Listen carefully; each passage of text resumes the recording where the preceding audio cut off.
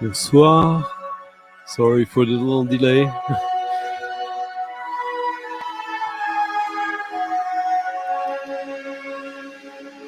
Hello, Thomas.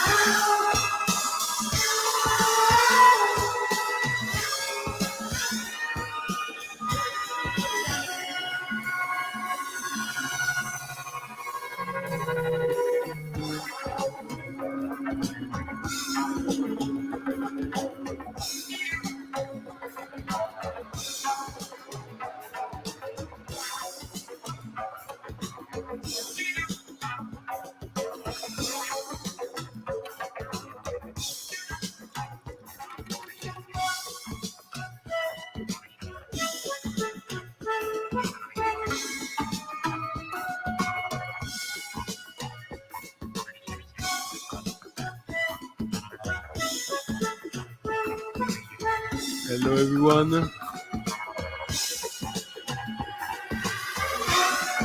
Rest in peace, Ralph Lundsten.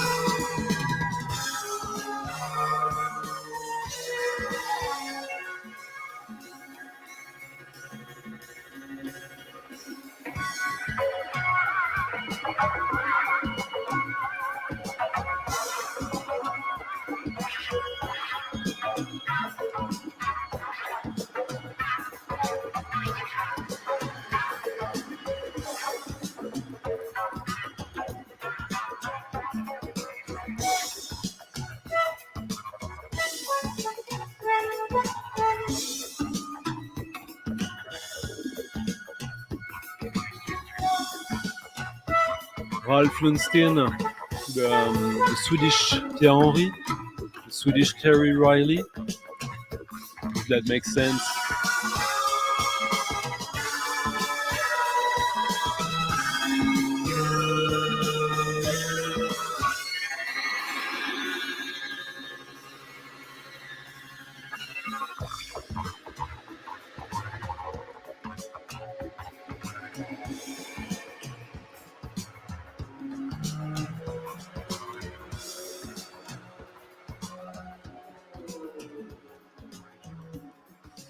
Quick put another track of Ralph Lundsten from the same album, an underrated one.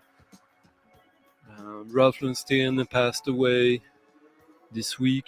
A very interesting figure in electronic music, avant-garde. He was an interesting guy, a strange guy. I met him a couple of times. I visited him in his pink house, as he called it himself. So here we are. Hello. Yeah. Well, Fred is a fucking asshole. No, okay. No, Fred, my friend Davis, for some reason started the stream at the same time. But well, hello, Steve.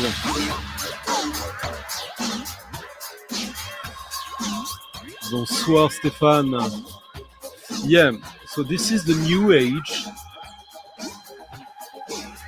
from 82, quite electro, but still his psychedelic self. Ralph Lundsten was, he's almost like a controversial figure. He's almost a cult leader, literally.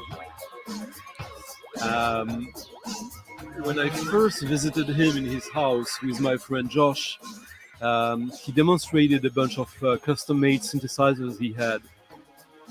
One he demonstrated by giving the two of us and himself like a metal kind of ball connected by a cable, and he had us put it in our left hand. So the three of us had this metal connector in our left hand, and he told us to touch him, to touch each other, and just by way of the body, the contact, we made music. He basically told us he had an orgy synthesizer.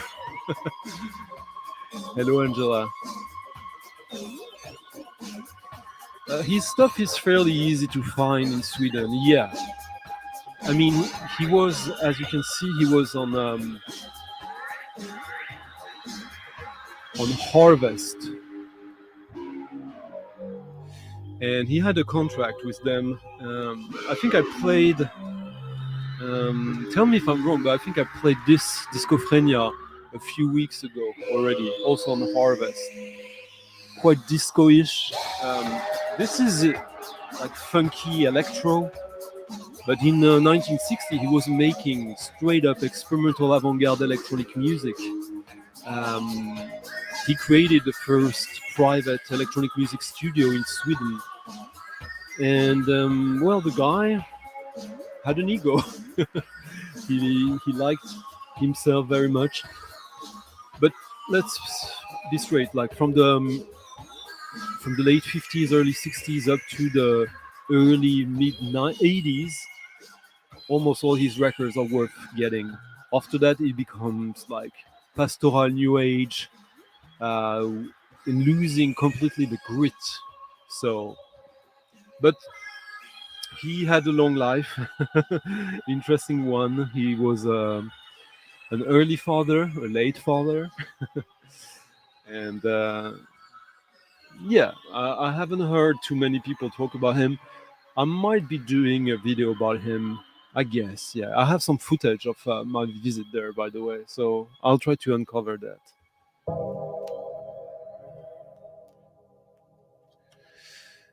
So hello everyone. Hello Jim. What does Jim say? Okay. Bonjour 808. Yeah, Spaceman Free t-shirt. Hello Mike, nice to see you. There'll be quite some jazz tonight, I think. Quite just about everything. I got a few new records this week, but I thought I'll just go with the flow, and you guys are welcome to tell me what to play. I might be indulging that. Yeah, he made me touch his ball. Indeed. Bonsoir, Vinyl Dreamscape. Hello, Bat. Nice to see. Well, actually, if anyone wants this record, I have 2 copies of it. Someone tell me. This is his most in-demand and coolest record of like funkiest. I'm joking there. I have 2 copies, but yeah. Salut Sylvain. Hello Faust. Is it Brandon your name, Faust, by the way? I'm not sure. I'm so bad with first names like that.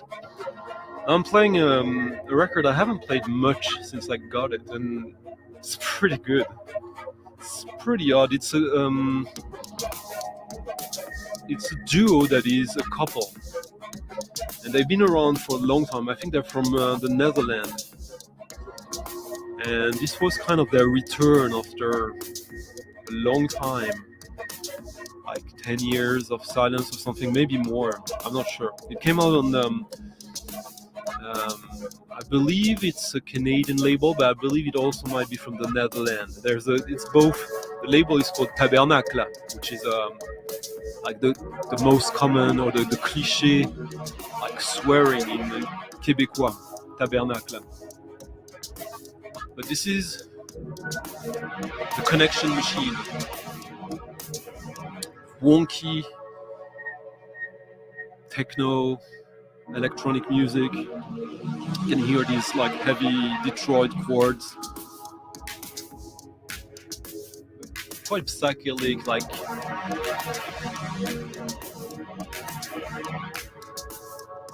this, like disjointed techno in a way. Brandon, okay, yeah. I do, despite listening to this kind of music, I do still have some neurons.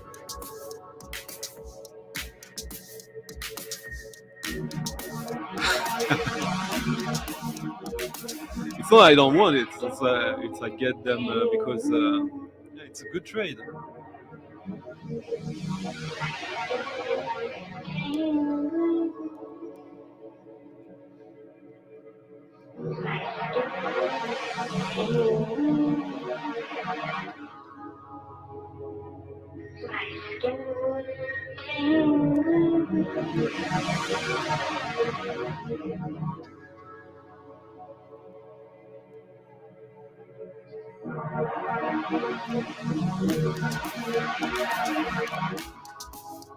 So they had like, I think it's, I'm not sure, I think it might be there. Yeah, now that I remember it, they had some stuff on Carl Craig's label on Planet E. But yeah, it's from the past. I don't remember everything.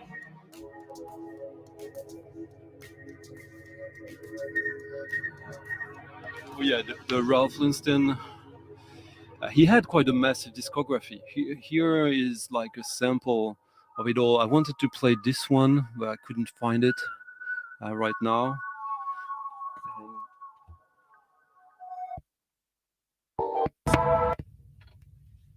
But yeah, see, like the choir boy, very, very nice and polite. But yeah, he was a funky vixen in a way.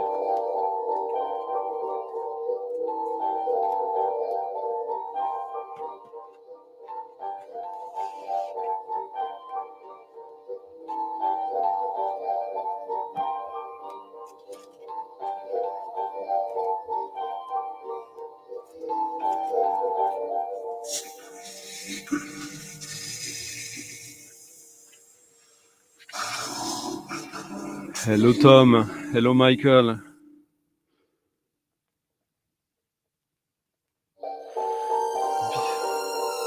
Yeah, I will absolutely, John.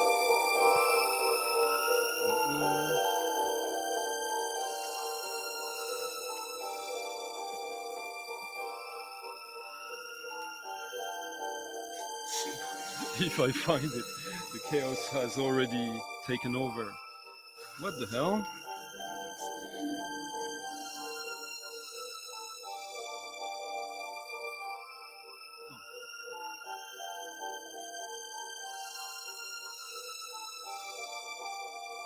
The New Age from 1982.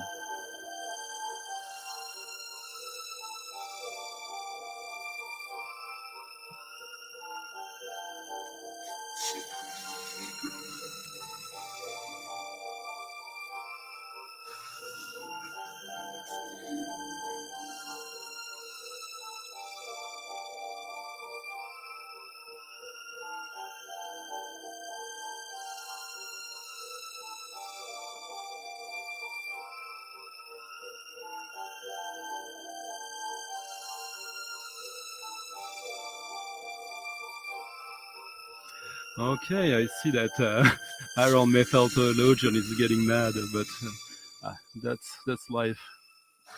He had some issues, but all that metal.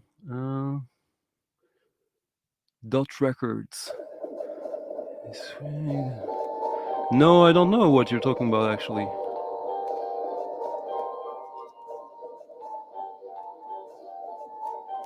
Yeah. This is a record that no one really cared for. Totally went under the radar. But as you can hear, like it's something quite quirky, left field. interesting melodies. It's almost like accidental music in a way. I really like it. I think it's also always a little bit interesting when you get this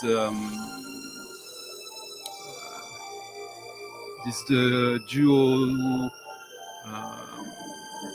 couple doing music together.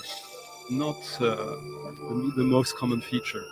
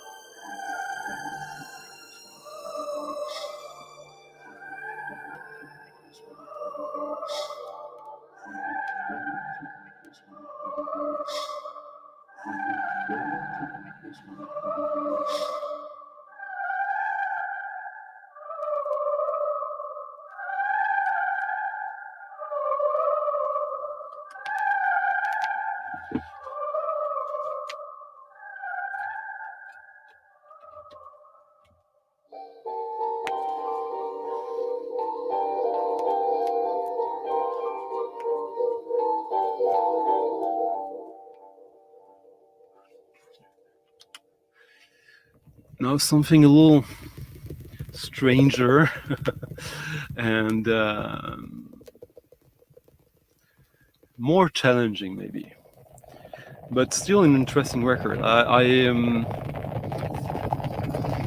always surprised it's not more known. There is an Ennio Morricone connection. This is Mauro Bortolotti and Walter Bronchi. Il luogo del lavoro. The lavoro is a very common figure in Italian folk music, as a lot of the singing was done washing the clothes at the laboratory, the public one in the village. This is obviously, if you know these guys, Walter Bronchi, who was part of Electronica Musica Viva, quite more avant-garde.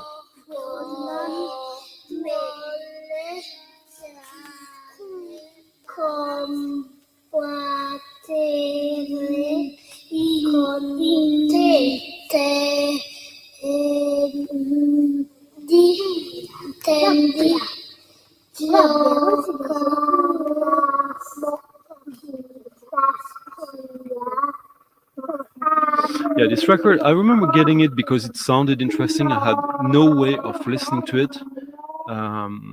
So apart from buying it, which used to be how it was, huh?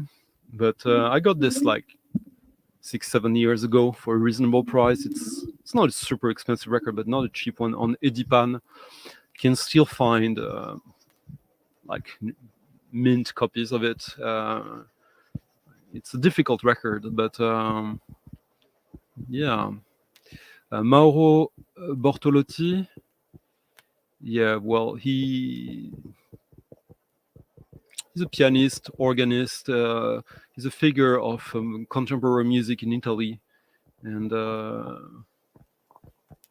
yeah, I just hadn't listened to this for quite some time, and I thought like, oh, why not now?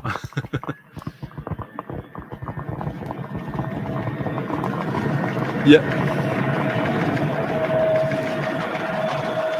Hello Radio Gnome.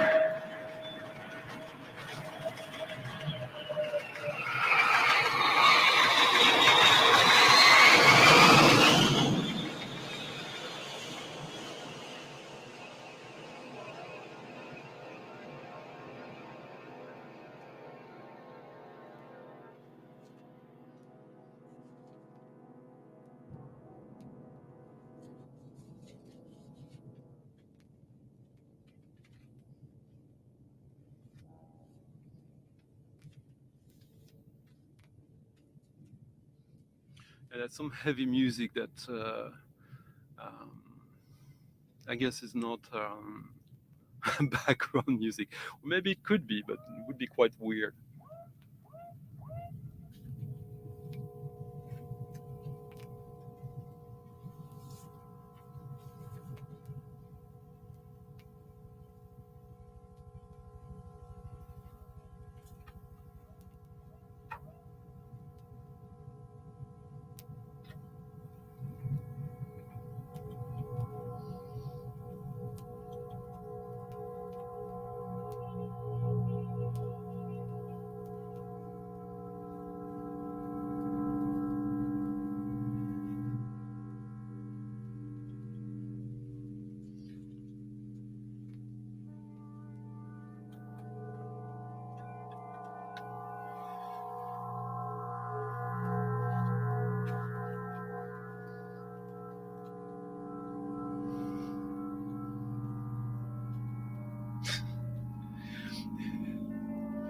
Thomas, thank you for leaving a little tip in the tipping jar, coffee jar in the description.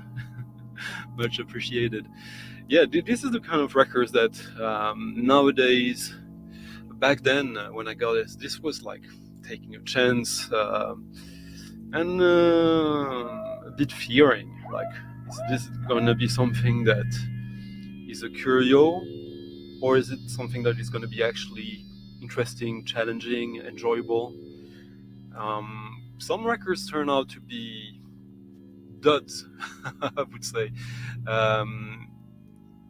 But yeah, I constantly try. I still,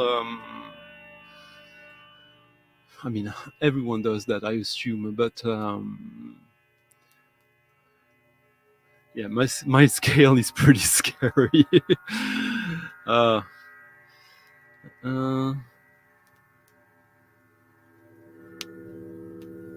Yeah.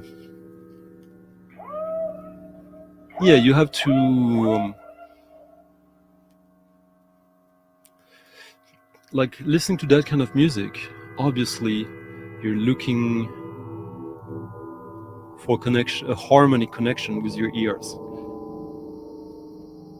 which obviously means something emotional.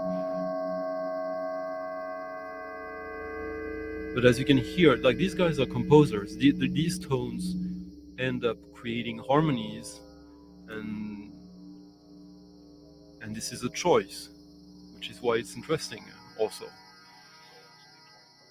254 feet per second.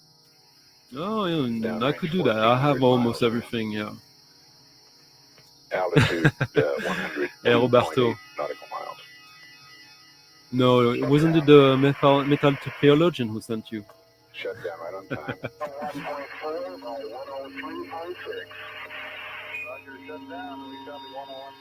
by 103.6. Yeah, this was released.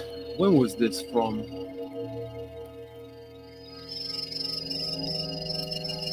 These Italian records, often they don't have any information date-wise.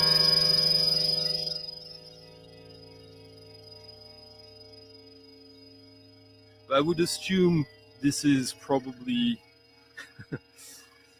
mid-late 70s, maybe early 80s. Is in such a good condition, and the design is quite 80s. I think you'd agree to a certain degree.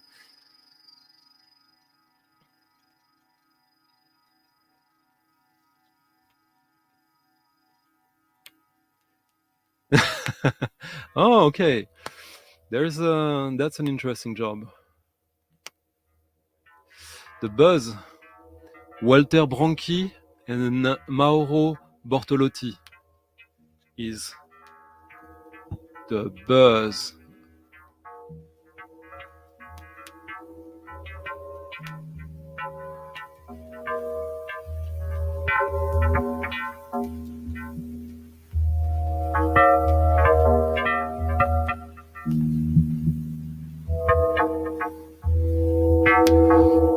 Yeah.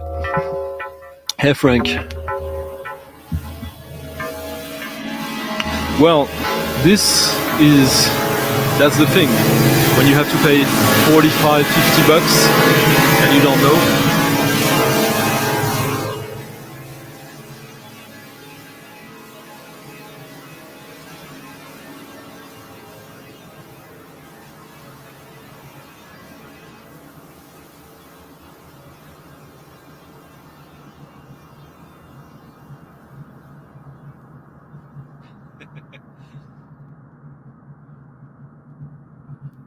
Santini.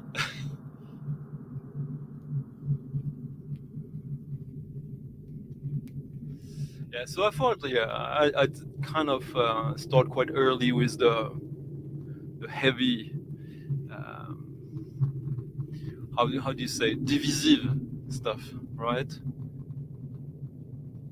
Yeah. Well, you what Stefan is talking about is, yeah, well, it's a different kind of synthesis in the synthesizers and a different kind of sound. And in a way, it's true, but it's also just a matter of musicians, punks embracing these new aesthetics and making something relevant with it.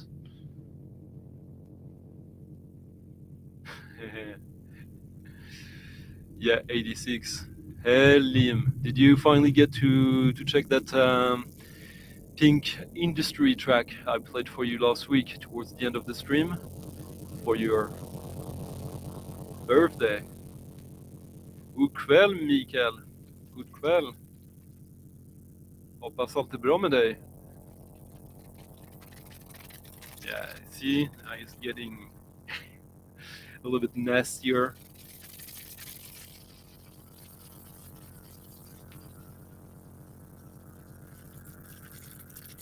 Which is kind of really why I like the contrast when you get this like kind of almost field recordings with some harmony, some textures, then it gets starker.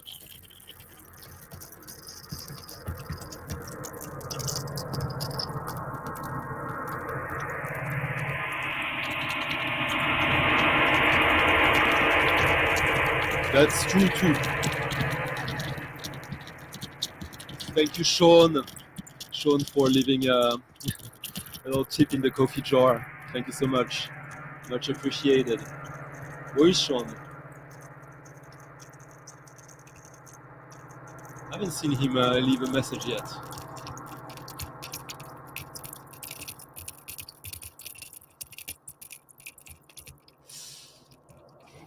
It is absolutely true what John is writing, which is probably also why electronic music, it's one of the reasons why there was such a pushback towards it in the 80s, but it's not the only one.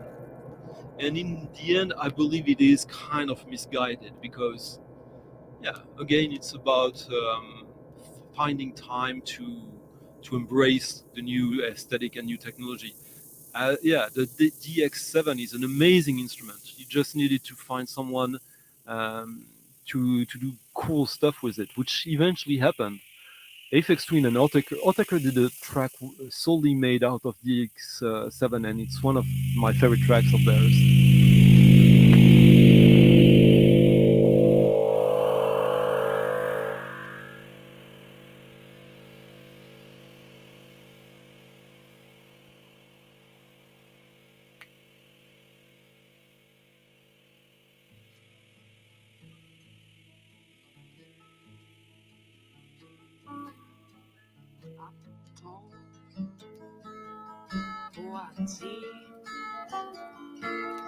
Att vara blind och att se dödsskuggar, solblomma. Some cheap Swedish prog jazz heat. Something you find quite often here, but people don't really take notice to it. Sten Blomma. Stone flower. Quite a social meaning behind it. On the great Silence label. Narren i nuet, det visas förflutna. Bortrövat Yeah. gången. Nåd min Absolutely. Like most of these, when you say 86, for me it began in 83. But yeah. helvetet är röda. Yeah, because you were probably around when it happened also, which is quite a different position you were in, more difficult.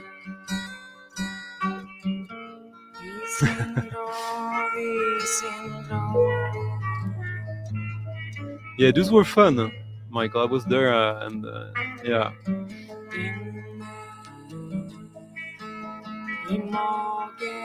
Oh, cheers, Michael. Yeah, Silence Records. Very varied rooster. Well, the synclavier appeared with John Appleton in the in the second half of the 70s, so that's quite different. And it's it's a very specific sound, but like the records he made are amazing. Så jag vill älska det svarta i min systers själ. But talking about electronic music that sounds digital, let's go somewhere interesting.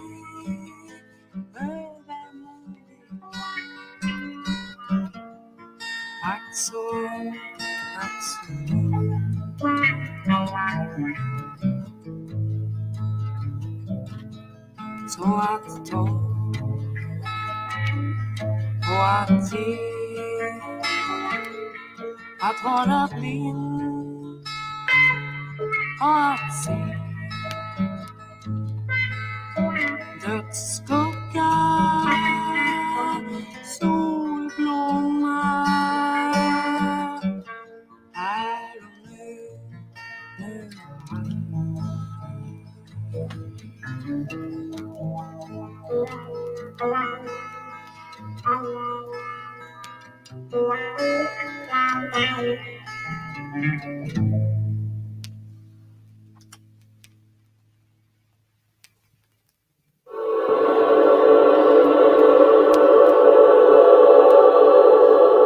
Well, the DX7, there were quite a few like random EPs in the 80s of like left field disco, electro funk that are just amazing. I might be. I don't think I know what it is exactly. I'll check for something that is quite. A band literally called DX7. Shriekback, really, really good. Yeah, I'm not sure. Hello, Alan. Oh, the title in Swedish. So the album is called Alla träd har samma rot, which means all the trees have the same root. And we were listening to the track Skeppet, which means the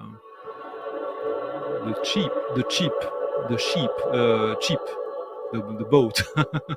Sorry. Yeah, I thought you'd like that, like pastoral, whimsical, folk, prog.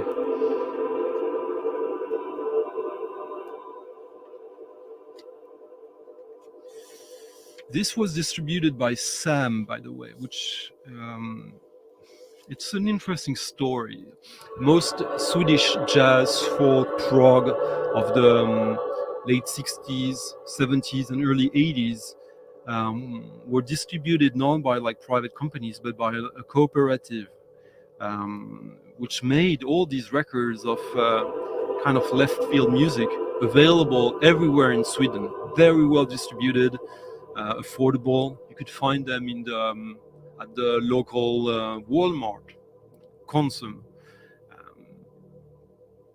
Sweden was very socialist, borderline communist back at the time, and there was a real sense of community that extended to the business side of music. This is absolutely gorgeous.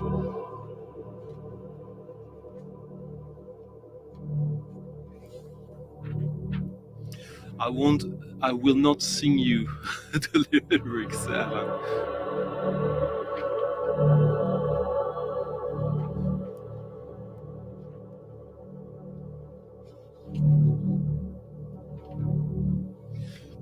It's true that these days FM synthesis is all the rage. People like it. It's about fads. The sound disappears until some generation of the scene rediscovers it and does something interesting with it, and then it becomes all the rage, and you get tired of it. It's just cycles. It's like the booklet system that Alessandro Cortini basically made popular in a way, and it got tired quite fast, in my opinion.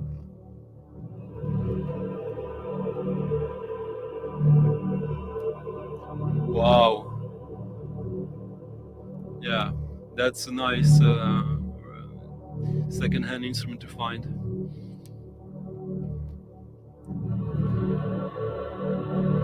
Well, who is this? This is a Japanese artist.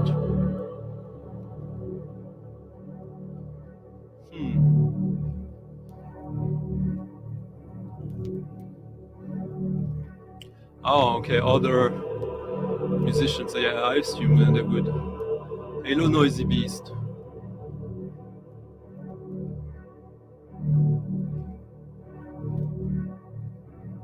Oh, it's a program called Tracker. That's how he did it. Not tired of the Buchla, but tired of records using Buchla that sound like a demo record of the Buchla sound.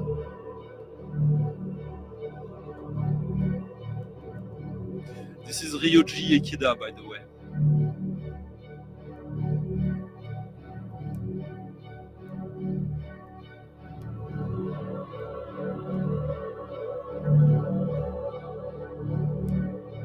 Ryoji Ikeda, he started out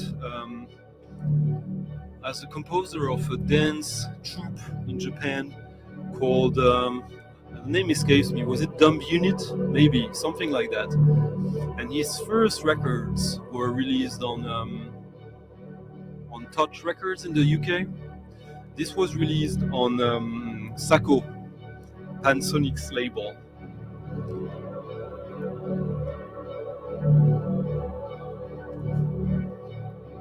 I believe this is the only EP he did on that label.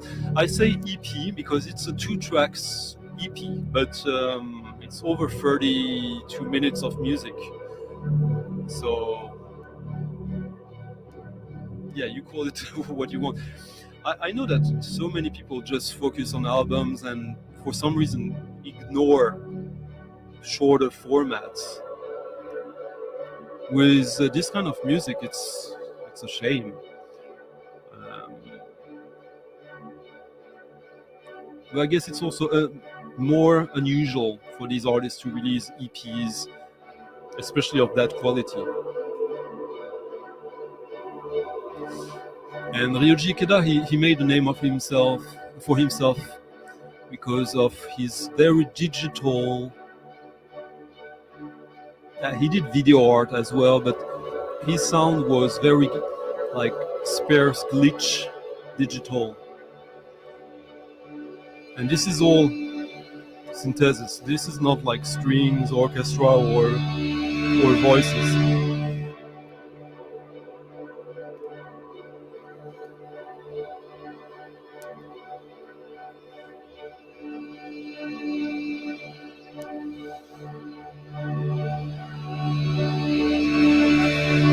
That's been my whole point forever. Like, like music before '83 and after, in a way. The academy and people just getting access to the technology because either it's cheap or because they're rich, and yeah.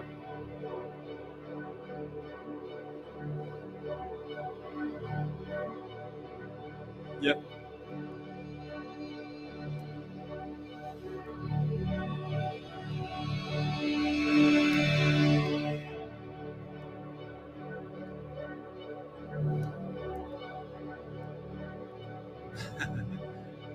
Yeah, totally.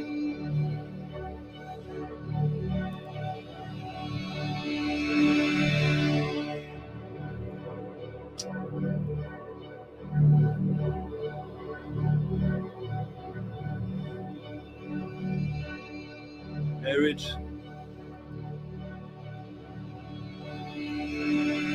Max Matthews, yeah, that's a good example.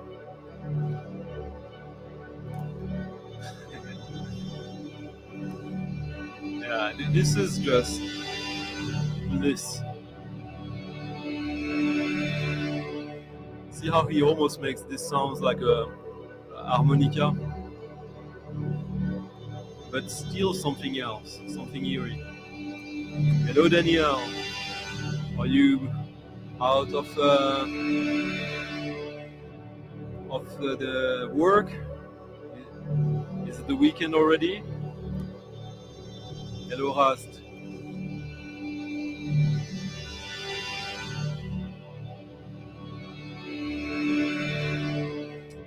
Yeah. When I bought my hand-printed sunrise, exactly then, you could still find them for reasonable prices.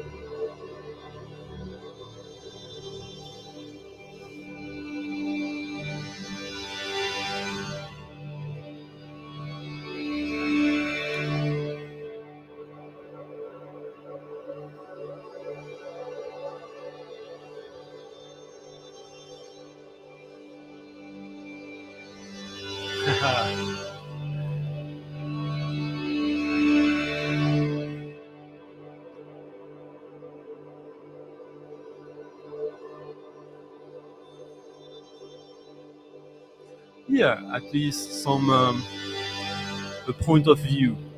It's true that some early electronic music records sounds like demos of sounds of machines, because in a way they were, and not every. For example, one of the earliest electronic music records. Maybe I can find it here. It would be interesting.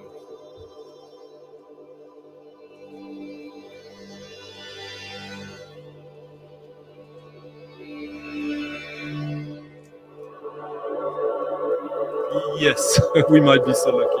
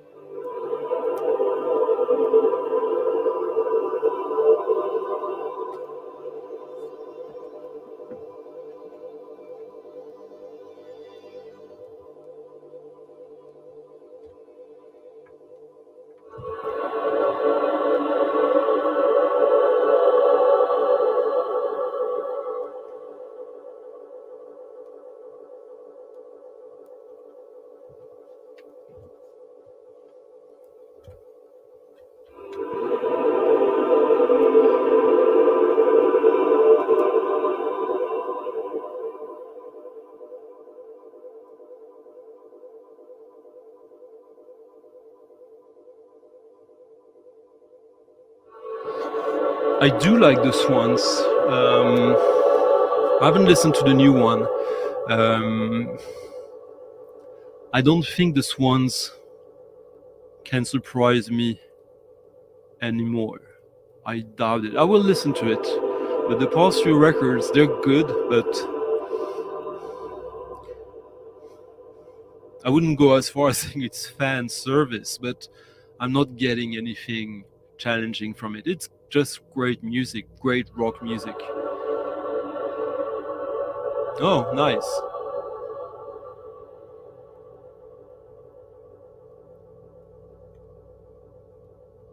I love the 10-inch format, Mike. I really love it. The other day you were talking about 7 inches, jazz 7 inches and 10 inches. There were so many in the 50s and 60s.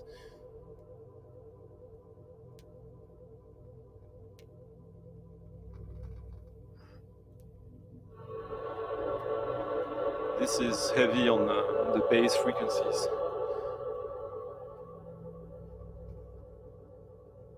Yeah, absolutely. I played it here, like when it was released, I believe. I think he's one of the most interesting new voices in electronic music currently. Oh, hello, Sound of Minder. Yeah. I don't know if it's weak, but I'm not surprised people would feel that way. Especially, I mean, it's a band that's been around now for 40 years. And they got called twice. And the most recent incarnation is more about cool than about being challenging, in my opinion. Sure, they play loud. Okay. And yeah, Michael Gira, he's got a great voice, so... But it's the same as, is he a better singer now than he was 25 years ago, 30 years ago? I don't know. You tell me. Michel Magne, oh. Yeah. Here's a very cool Michel Magne. Michel Magne was a musician, of course, jazzman, a composer, an experimental artist, and a painter. This is the program of an art exhibition he did, which includes 7-inch of his own music in it. I have a few of his records. His Elemental series of LPs is really good. I haven't listened to the new Aphex yet, Angela. I don't know if they have made available for preview all the tracks. I will do when I can listen to all the tracks.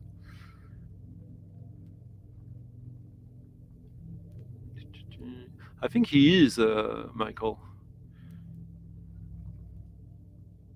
Yeah, Étant Donné is an interesting band as well. From Canada, I think. Yeah, well, they have fans, so... But to go back to this idea, let me see, that Alan was mentioning. Philips in the 50s developed instruments, electronic instruments, not really knowing what they were made for. So what did they do? They asked in their own pool of engineers, who's interested in trying to make something out of it? And 2 guys left the finger. One was called Dick Heichmakers, also known under the name of Kid Baltan. This is from 58, I believe, from the Netherlands.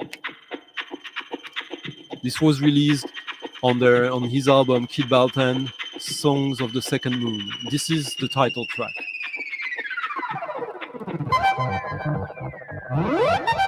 This guy was not a musician, he was an engineer.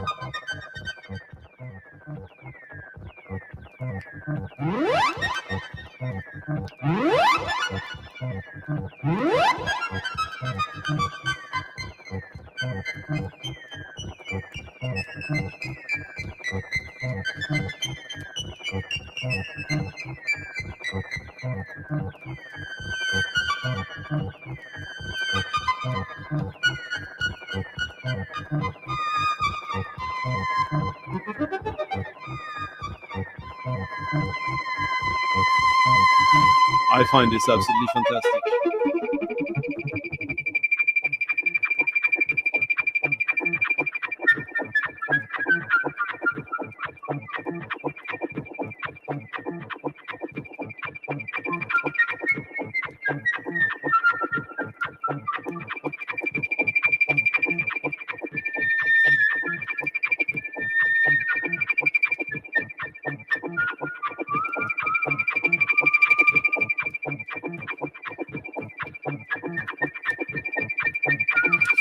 The album came out later. I have it somewhere as well, but yeah, sometime I found the 7-inch.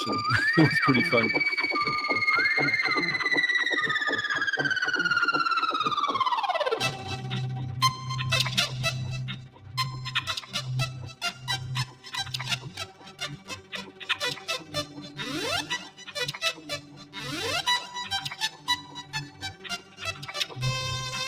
Yes.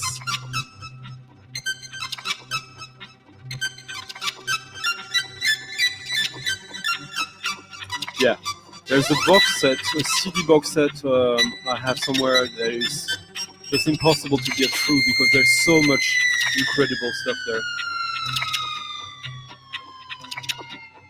Ah.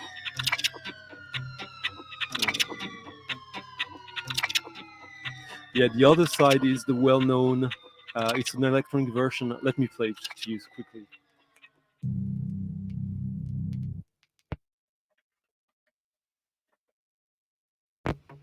Because this is a novelty record at the same time.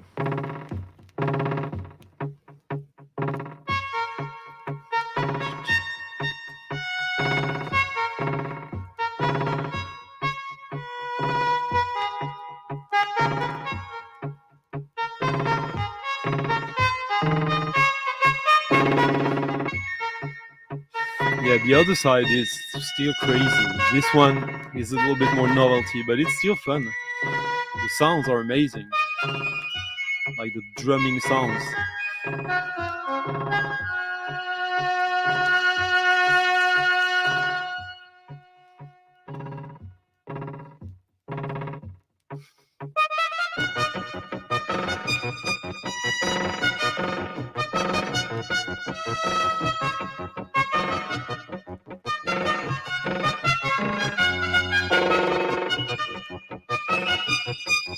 I believe that this with Popcorn and a few others were probably some of the absolutely first electronic music that entered charts or the mainstream in some fashion. Hey Jeffrey.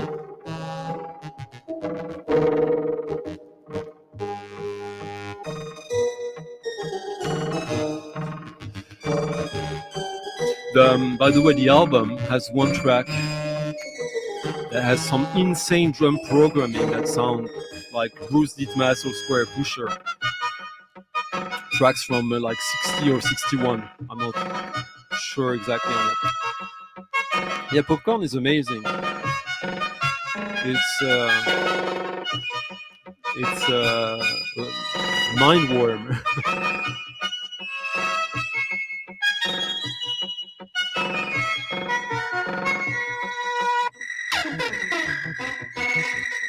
I love how it gets more and more degenerate.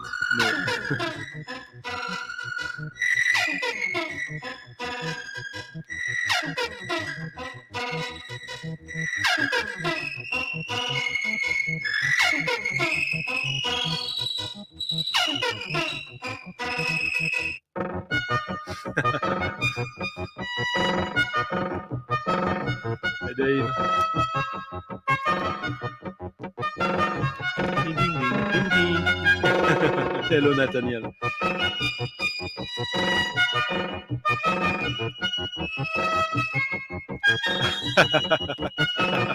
Yeah, exactly.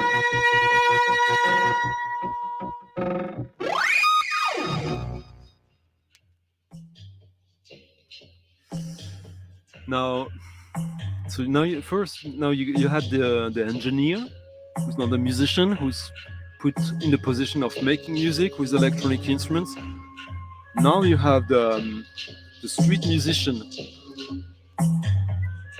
percussion player, street musician from Italy, who turns into a techno producer and who ends up remembering that he's a musician. It sounds judgmental when I say it like that, but it's not. I hope you understand what I mean. And this album is exceptional.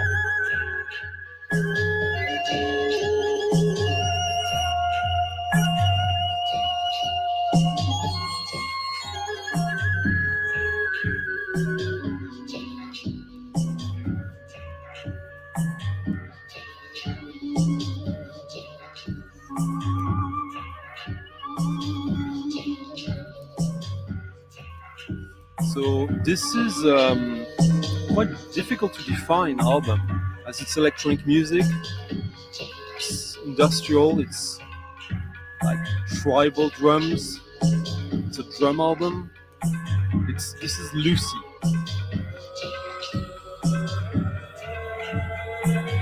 Self-mythology on his own label, Stroboscopic Artifact. This is from 5-6 years ago.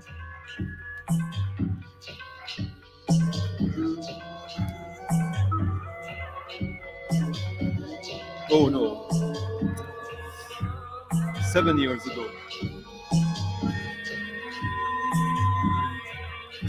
Drone flute, guitar, vocal improvisations,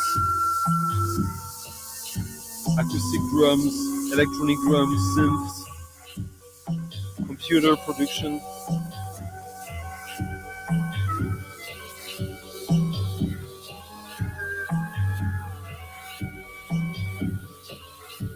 Helmut Laschermann, very interesting figure.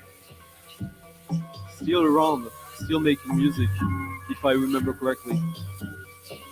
And Luigi Nono. The music of Luigi Nono is very interesting, not always enjoyable, Michael. You tell me what you think, Michael. But for me, Luigi Nono is more conceptual avant-garde art in the realm of ideas. I really find pleasure in listening to Luigi Nono, but I find it interesting and challenging.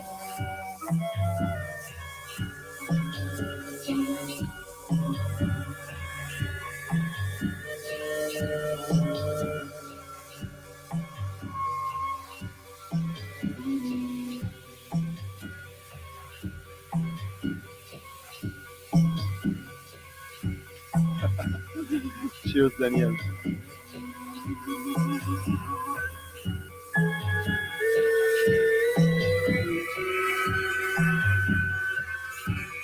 Oh, I haven't.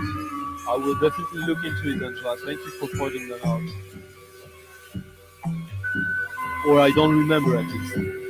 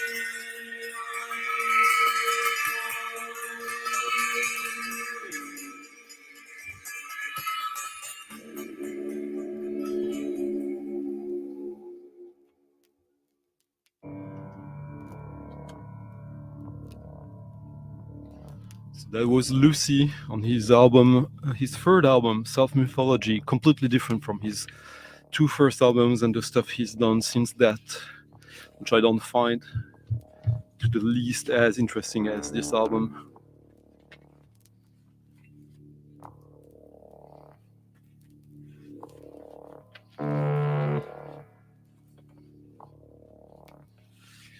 I believe I know who you're talking about, Michael. It's someone who hasn't been present for some time, right? That we're missing. Bodo.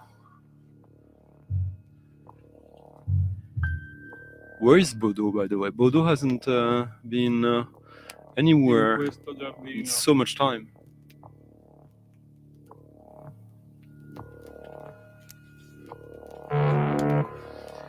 And we're hitting the 1 hour mark, so it's time to remind you to like the video, subscribe if you are not and if you like this, leave a comment if you're watching this after the fact, and leave a little tip in the coffee jar in the first link in the description if you can and you feel like it. Always helpful and much appreciated.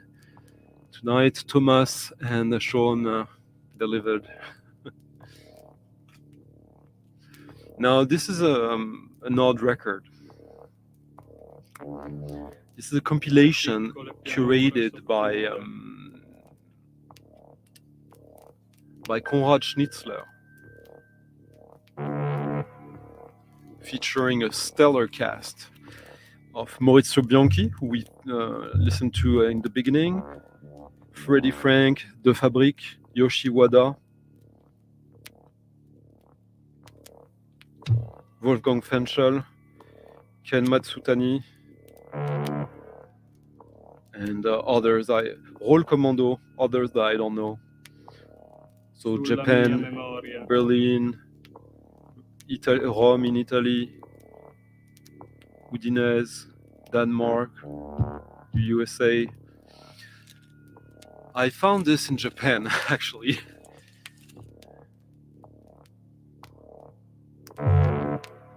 International Friendship.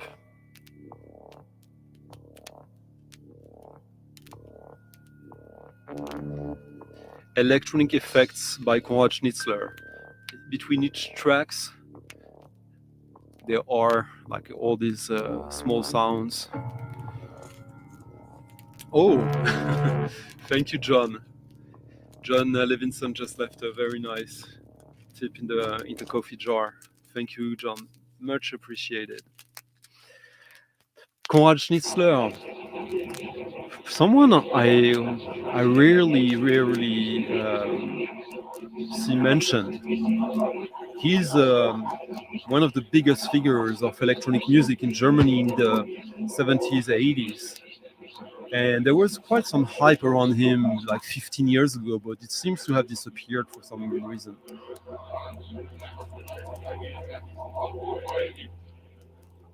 We were listening, by the way, to the Giancarlo Tognuti, one of the absolute best Italian avant-garde electronic noise musicians.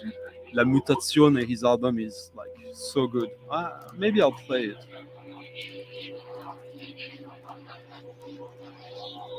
Yeah. Oh, hello, Bodo. Of course I remember you. So nice to see you.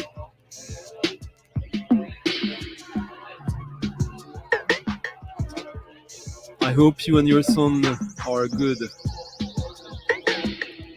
I miss your comments.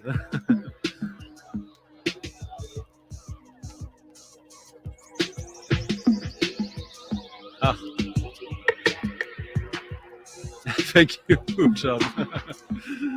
Much appreciated. Yeah, that's true. He was in Tangerine Dream for a little while. So for those who don't know, his first solo album was kind of a surprise semi-mainstream hit, Con. Indeed, released on Virgin, Egg, Parangon.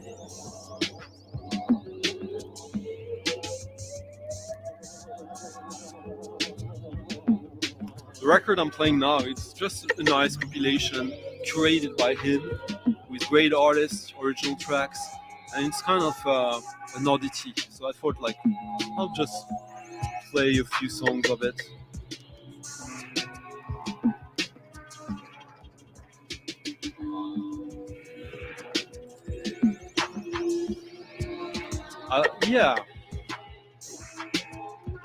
Yeah, totally. Like, you have to remember that back then, Italy,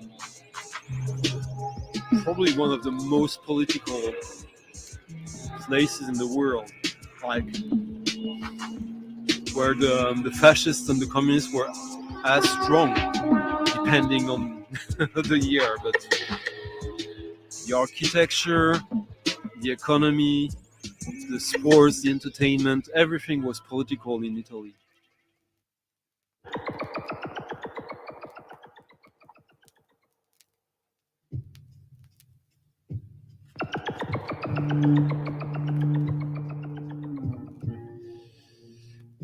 Nice to see you stopping by, Alan, and yeah, see you sometime soon. Hope you have a good evening.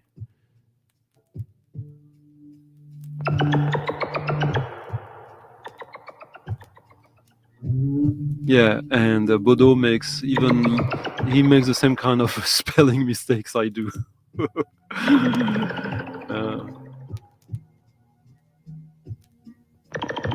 This is nice.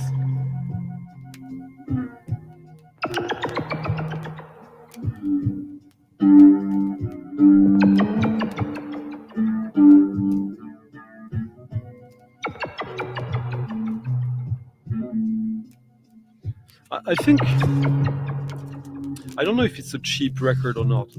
I got it in Japan for about $25, which is not a lot, but not super cheap.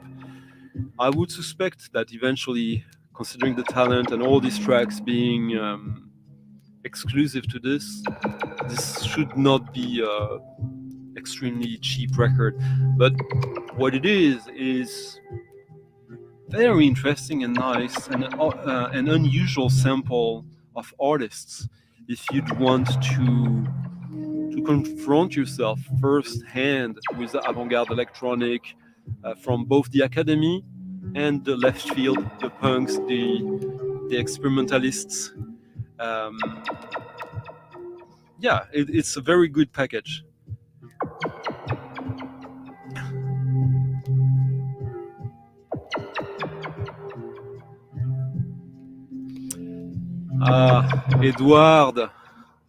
Edward and Frank, thank you guys for leaving a little tip in the coffee jar. Thank you so much. Edward is the Vinyl Dreamscape, if I remember correctly. I'm not exactly sure. Okay, well, yeah, but I don't think there's too much. Oh no, it's Bat.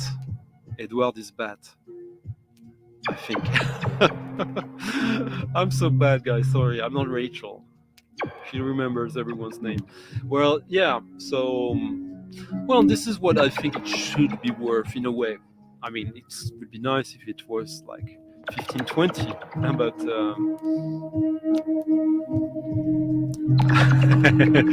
Sean, the first sipper of the night.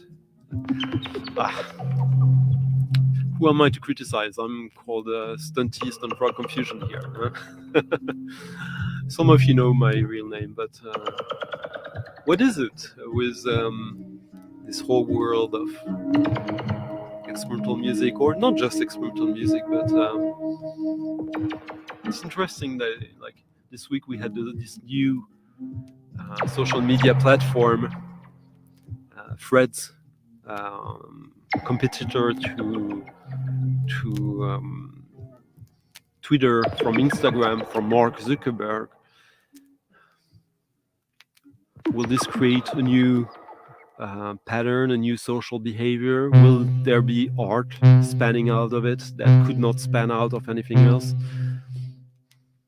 That is part of the purpose of avant-garde as well, to find ways to use mediums, objects,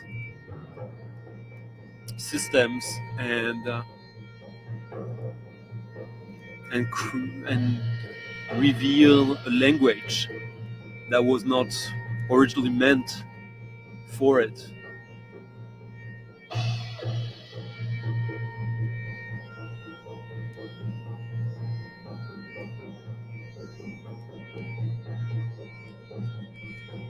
Like, okay, let me not forget this. I have prepared a few things.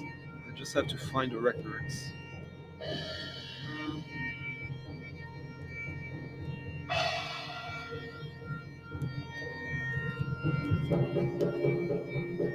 So for those of you who've seen the thumbnail I made for this video, recently I've been thinking about quite a few moments in music history that are key or crucial for me.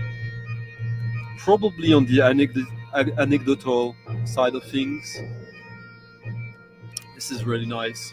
This is Yoshi Wada, obviously, with the bagpipes. We talked about Yoshi Wada last week or 2 weeks ago.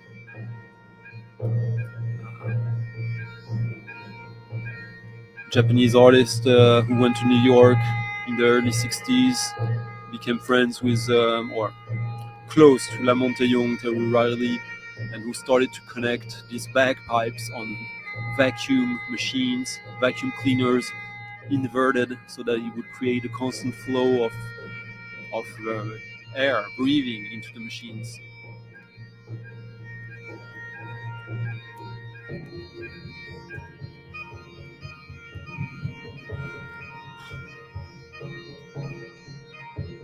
It's kind of nice. It's like the drumming sounds almost like Zev, the percussion artist who died a few years ago.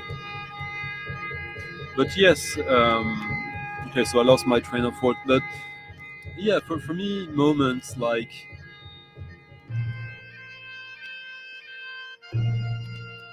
Debussy hearing a gamelan orchestra for the very first time in 1889 during the Paris Universal Exhibition, and thus discovering a whole world beyond Western music.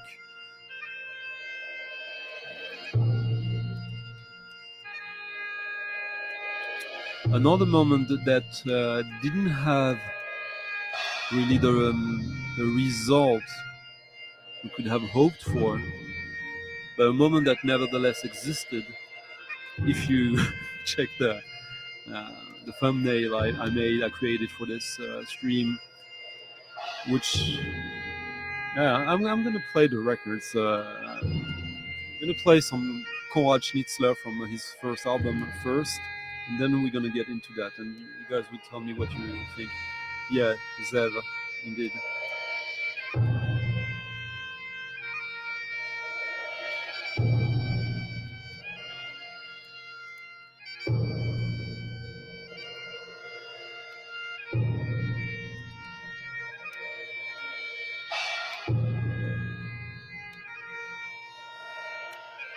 Yeah, I'm really happy with this compilation. I hadn't listened to it for quite some time, for 2 or 3 years. Really good.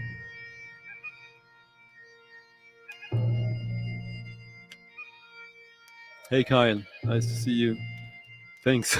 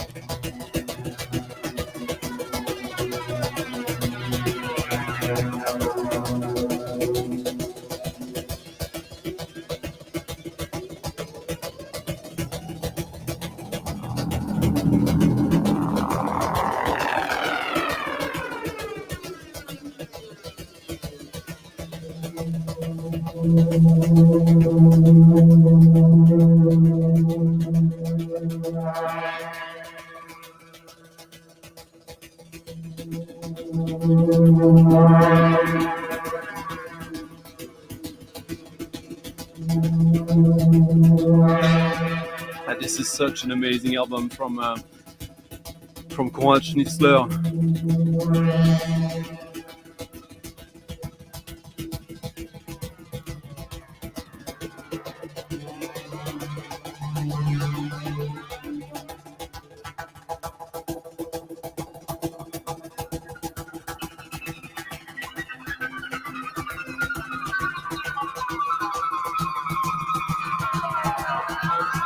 Nice, yeah.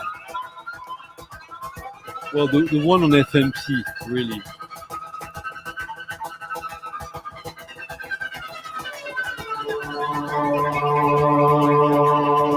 Oh, that sounds promising.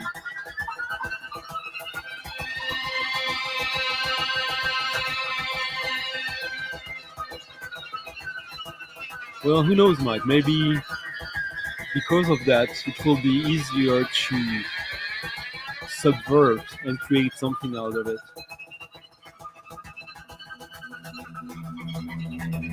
Well, Kosugi was also a violin player, wasn't he, Michael? Yeah, that's he did that exactly.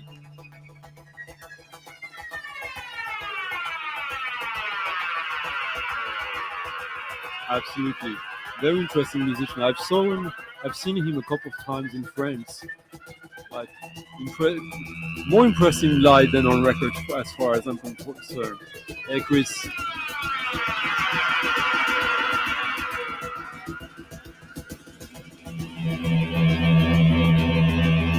Exactly. Which is why it's quite timely to think and rediscover Nam June Paik for what he really was. A great conceptual artist who created the video art. There's a fantastic documentary that came out recently that Steve Davis actually and we totally discussed great music on it, really illuminating Nam June Paik.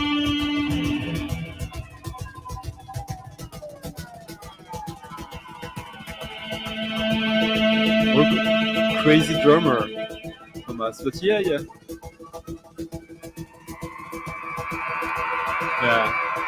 I got quite a few records of his. He also did stuff with Michael Honta, and absolutely a giant of experimental music from Japan.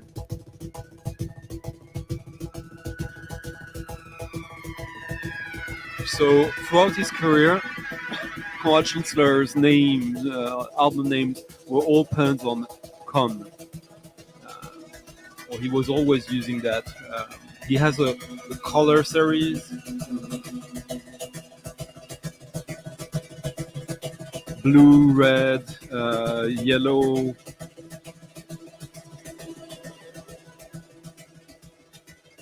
Here, for example, one Conal.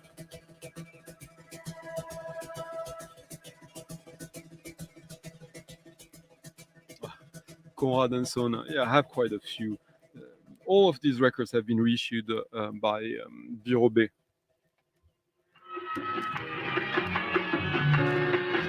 Now a Dollar Bean record.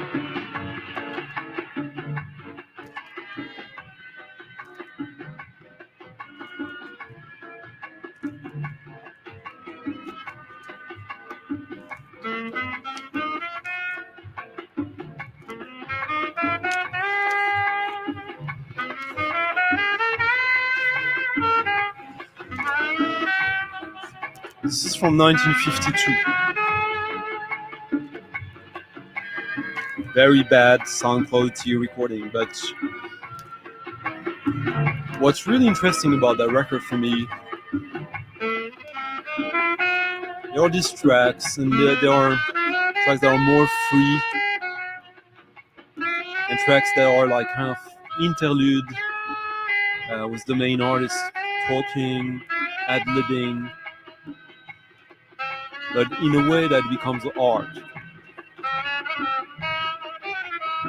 This comes at the point of where this artist was very frustrated with his career and with his music.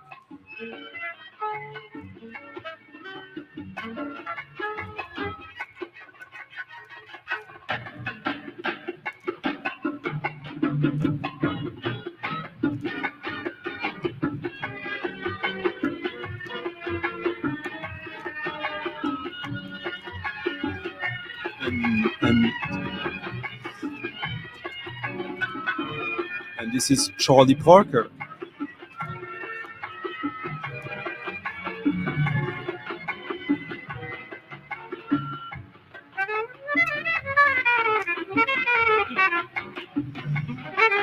The live at Carnegie Hall and Birdland from '52. This is when he felt that he was trying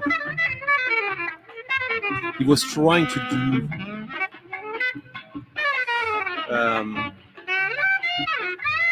he was trying to find new ways to do music. And a little earlier than that, the French composer Edgard Varese had arrived in New York, because people didn't care too much about what he was doing in France. And Edgard Varese is one of the true revolutionary thinkers of music of the 20th century. He's at least on the same level as John Cage, but I think he's even bigger.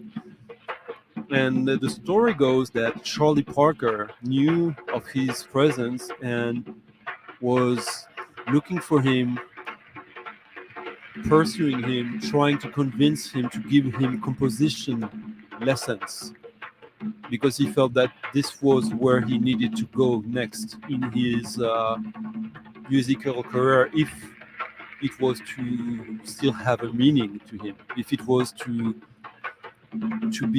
steal the art and not just cashing in, doing gigs because people want what they already know. Hello Jeffrey, hello Nick. I've listened to your track, Nick. Well, that's the way to go.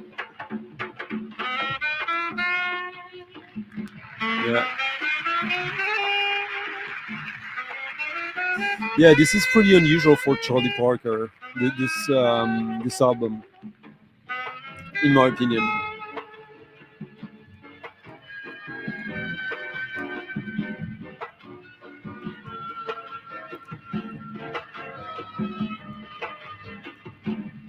This is featuring Roy Haynes on drums, Candido on the perks, and the conga bongo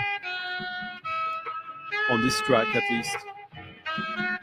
He also plays there's an unknown oboe and string section.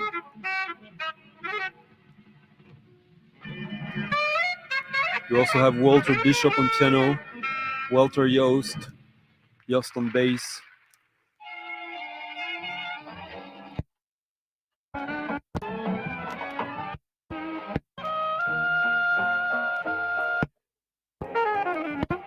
That's a beautiful tune, ladies and gentlemen. They can't take that away from me. Yeah, this tune shows Charlie Parker probably at his most avant-garde.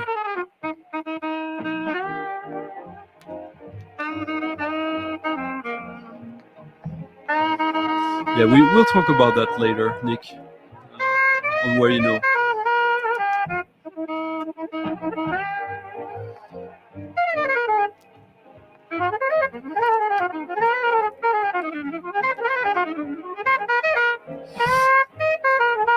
He's probably the best of the bop area, for sure.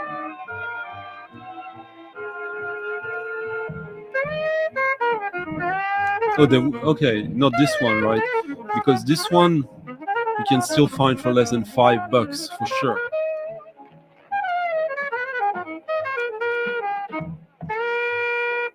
I don't know when this was first issued. This is a 1977 CBS issue of this. I doubt that the original sounds much better.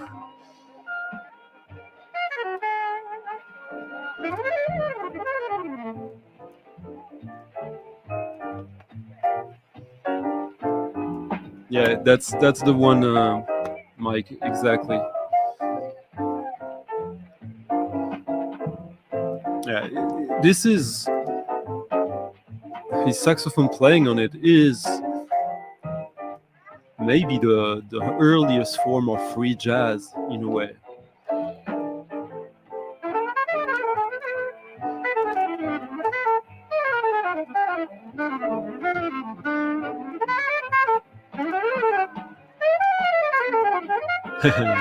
Is it that one, John? Or some other RSD thing you're talking about? Well, Michael, just tell us you smoked pot with him. And make sure you tell us that story when we were all a little bit drunk or buzzed.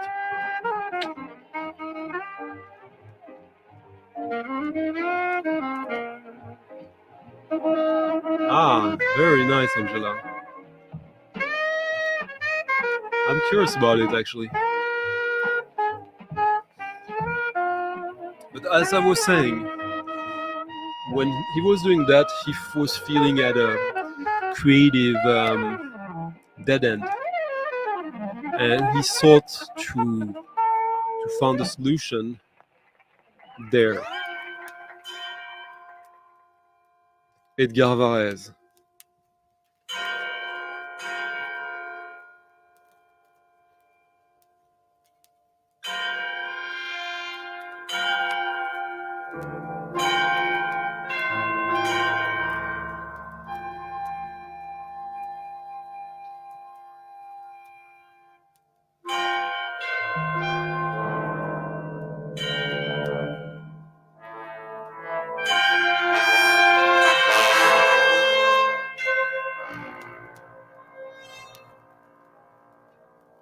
Okay.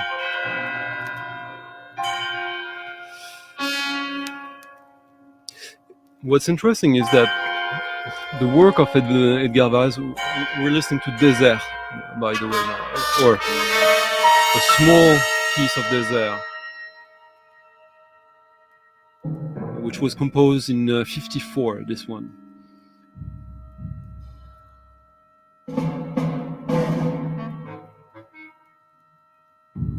The other tracks on this, the Density from 1936, Integral from...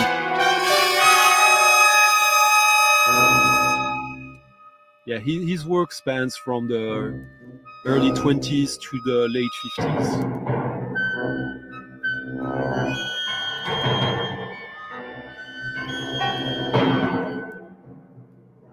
It took a little while for me to get how revolutionary this was. For those who don't know, this series on EMI, Perspective Musicale, the whole artwork that was copied by Sonic Youth for their late 90s, early 2000s series. This is the legendary collection of avant-garde music. They came in PVC printed jackets that were creating psychedelic patterns with the spiral there. If you moved around a little bit the PVC jacket, most of mine come with it. This one didn't.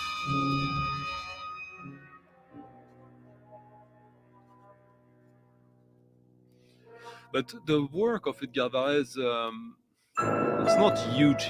It's, I would say, it's less than It's about 10 pieces.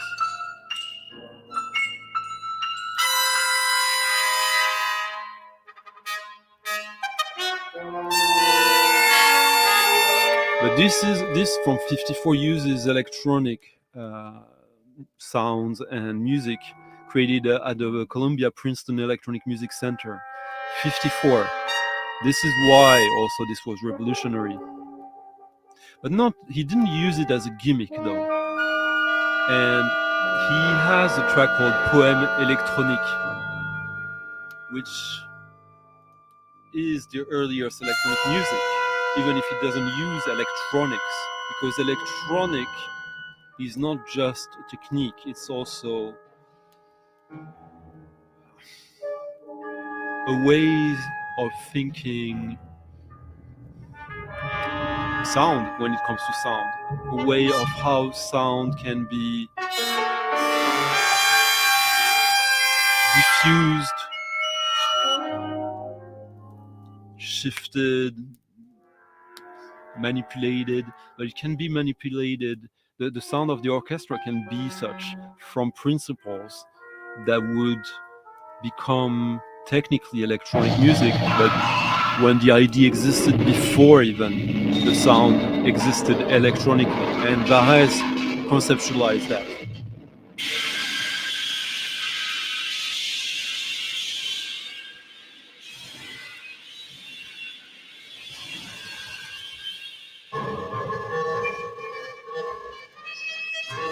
Everything he did is worth discovering, especially with our ears a little bit more educated now.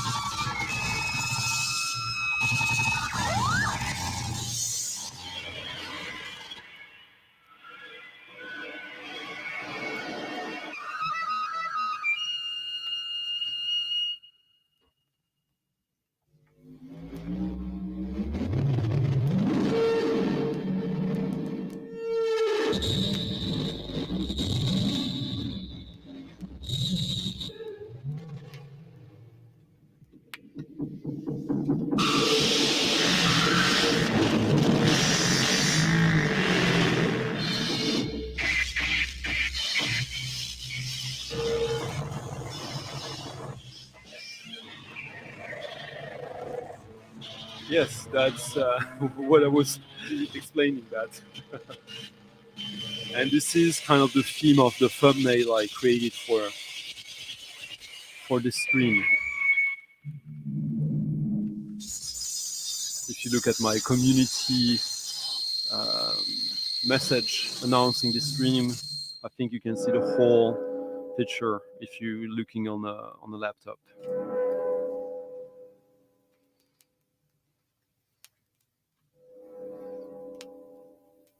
Oh yeah.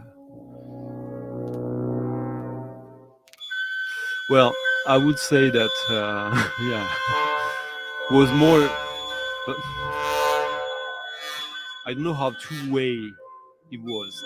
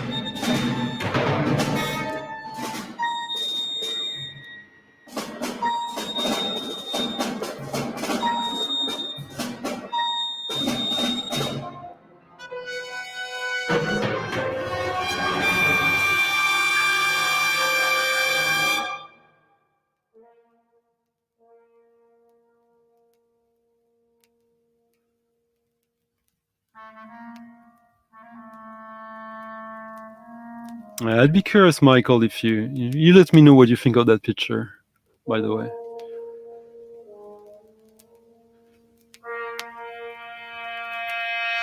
Hey, Ben.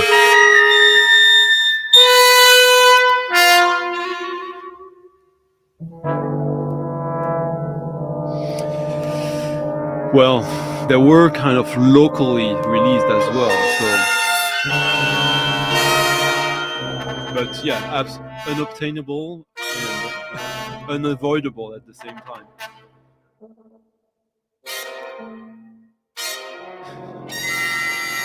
Very nice again, Ben. Your little avatar, very nice. Huh? My God. Later you tell me what you think of that painting.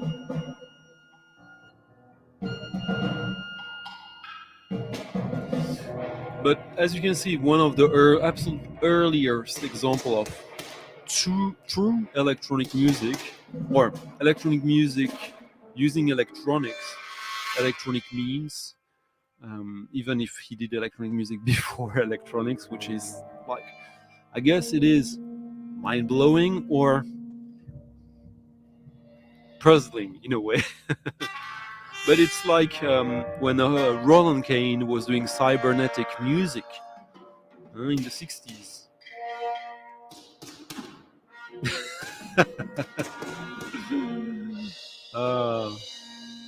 Exactly.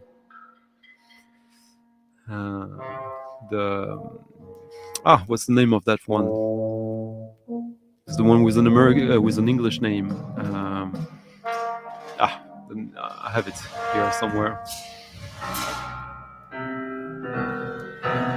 Oh my God! I'm talking about the one I used for the thumbnail of this stream.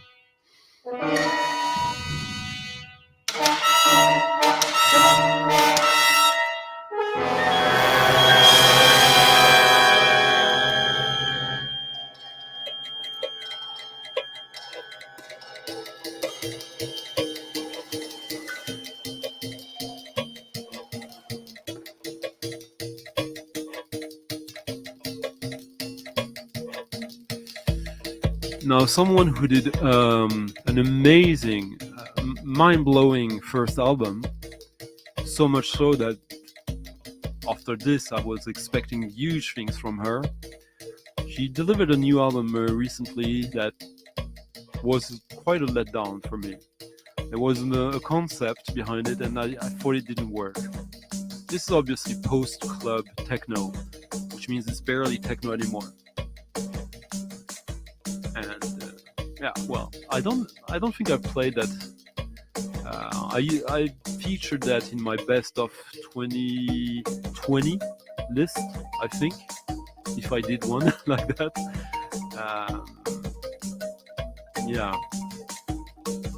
Steve, I will definitely do a Roland Kane deep dive. I have all his records, and he's it's one of the most intense music ever recorded.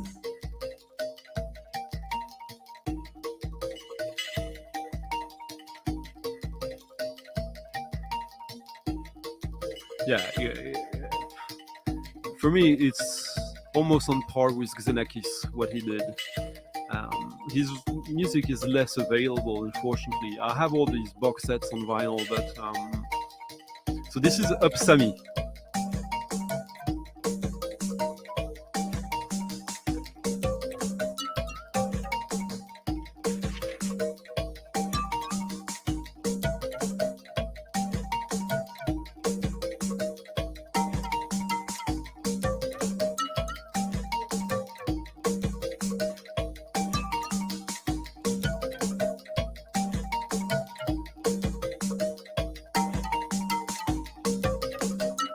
Wonderful cover art.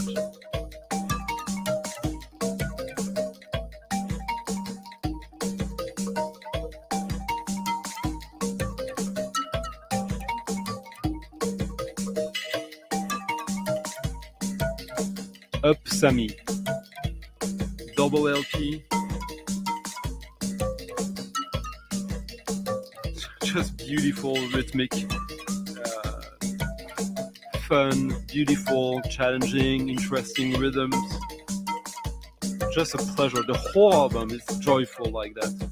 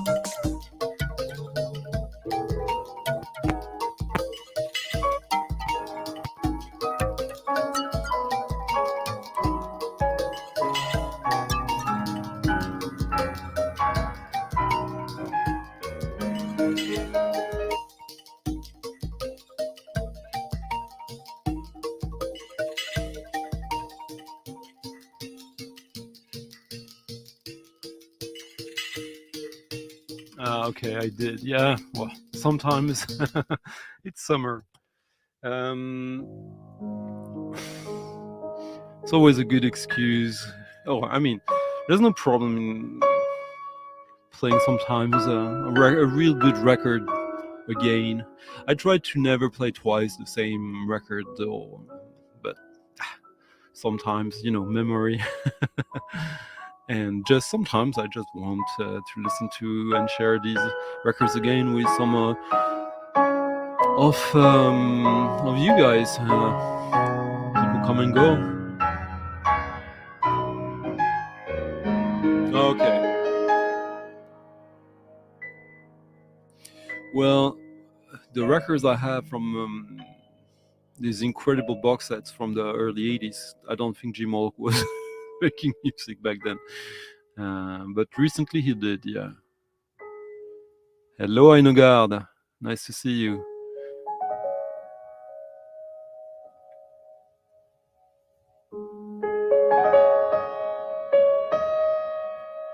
Ah, nice. Yeah. I don't think it's an expensive record though, John, huh?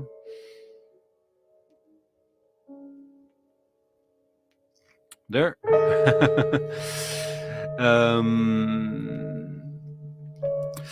So this last week I played a record that I find amazing, and I was quite upfront about me saying that it's his absolute best record, and a lot of you guys really liked it, so I thought, yeah, well, his other records are good too. And this one is interesting because the one I played last week is his gong and chime record. Gongs and chimes from Iran and foreign places. And what makes his music stand apart when he uses non-Western instruments is that he has a great musical training background. He won 2 grand first prize at the French Parisian Conservatory. We're talking obviously about Alain Kremksy. This one is interesting because it mixes both his piano playing and composition skills on piano with the gongs and chimes.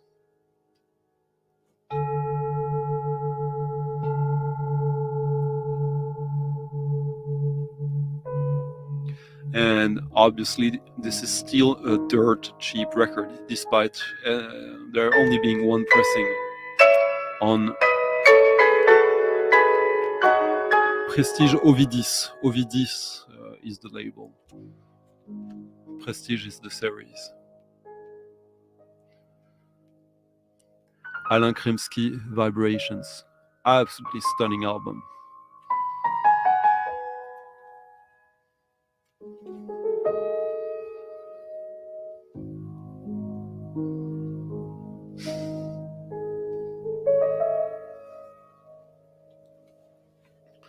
These I would actually recommend if you like them. This and the one I played last week. To not sleep on them, because you can still find them at a fairly cheap price.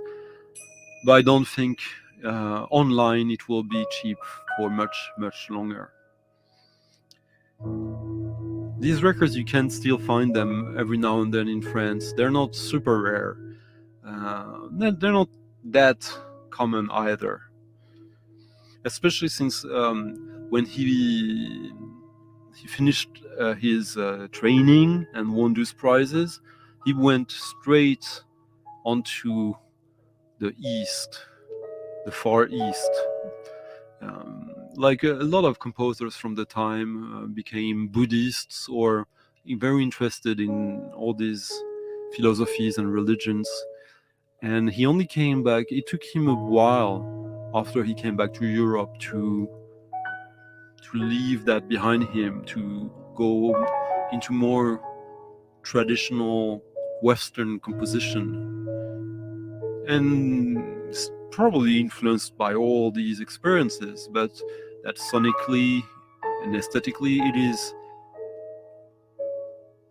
more straight up beautiful Western modern composition. This is something a little bit different.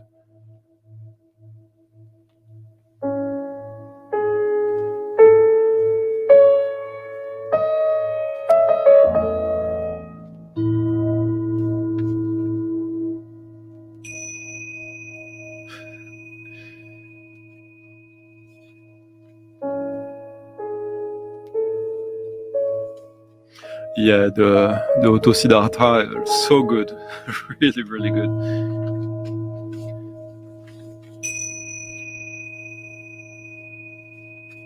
Yeah, they are one of these labels that probably during the 90s no one cared about that anymore, because the culture wasn't there yet, or was gone and not there yet again.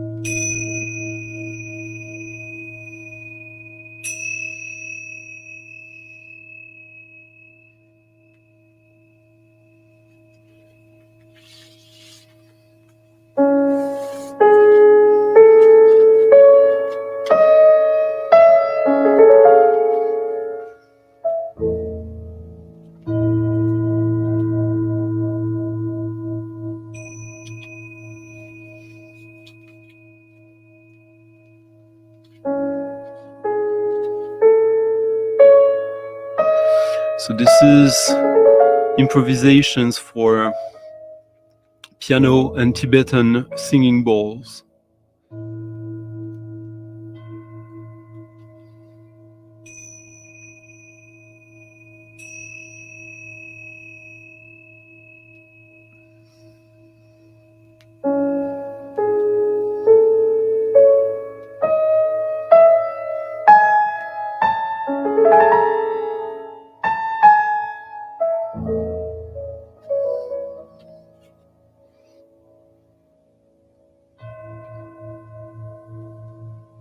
Ah, very nice, Stefan.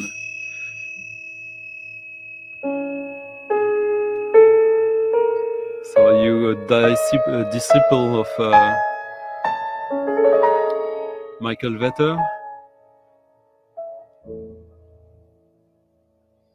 Exactly, Sean. That's what I love about it, that you can hear that there's a real connection and reflection between both instruments, the tones. It's not just exotic or a gimmick.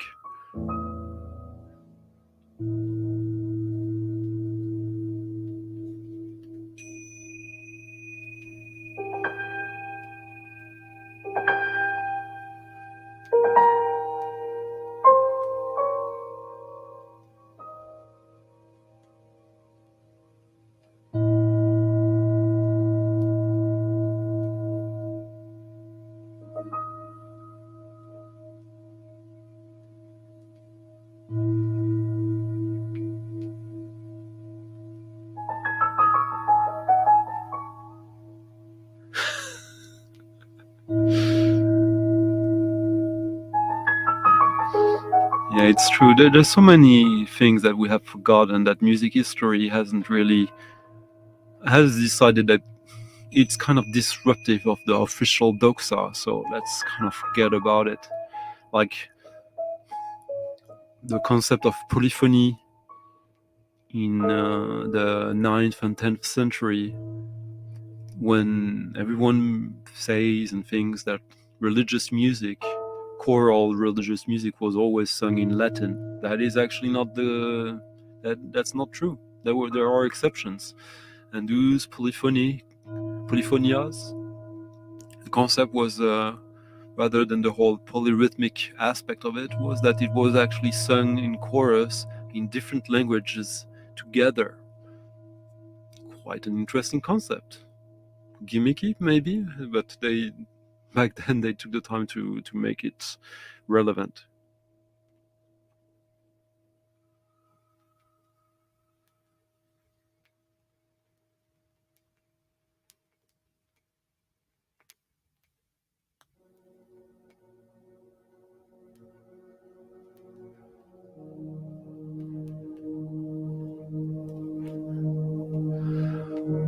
Now a record that is probably kind of like I might have played that a long time ago. Just a small little record that no one really seems to care for. So that is probably still very easy to get for cheap. And one of the nicest ambient tunes of the past decade, at the very least. A record I constantly come back to, that I constantly think, like, I'm over it. I've exhausted the potential of it for me. And yet, the simple beauty of it just keeps me coming back to it.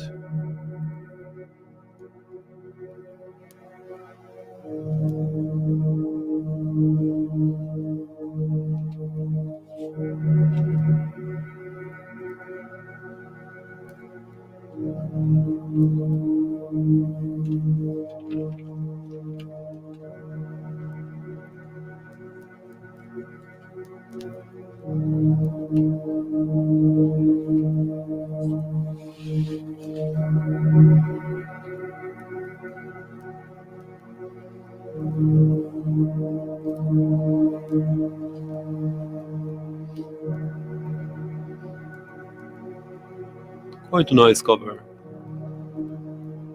Solitary Dancer.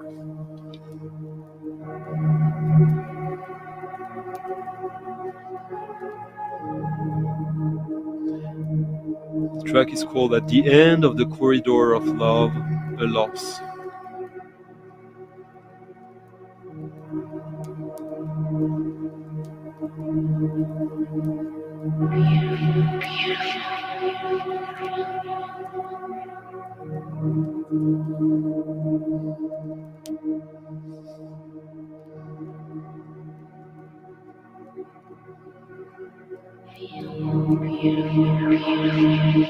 Yeah, I should find my Frank pair of records and play some.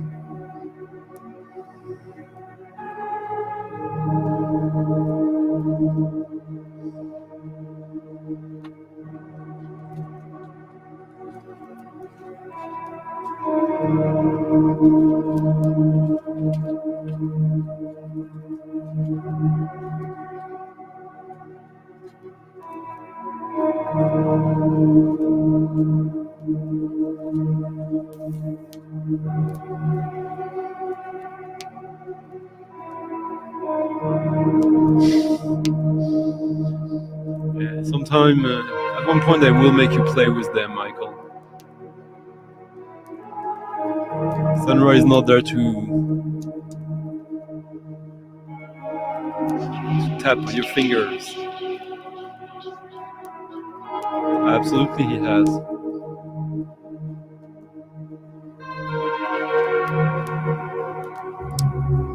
Cheers, Sean. Yeah, I just had the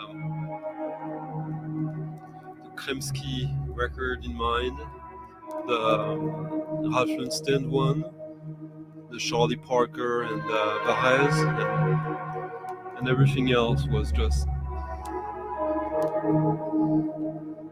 going with what is coming. Hello, G MacG. Nice to see you.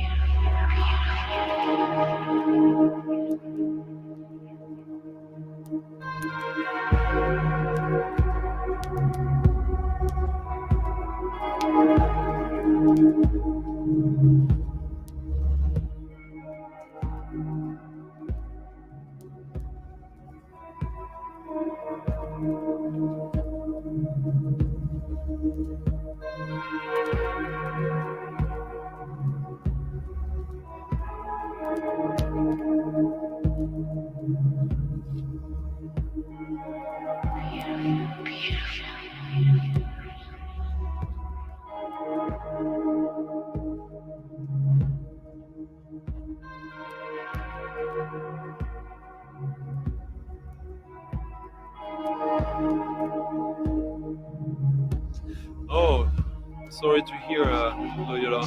Paul. Hope it's better now.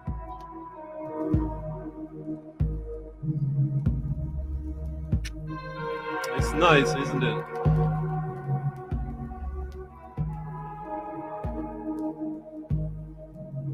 Well, the Varese one was pretty. Ooh. And Walter Bianchi at the beginning also quite intense.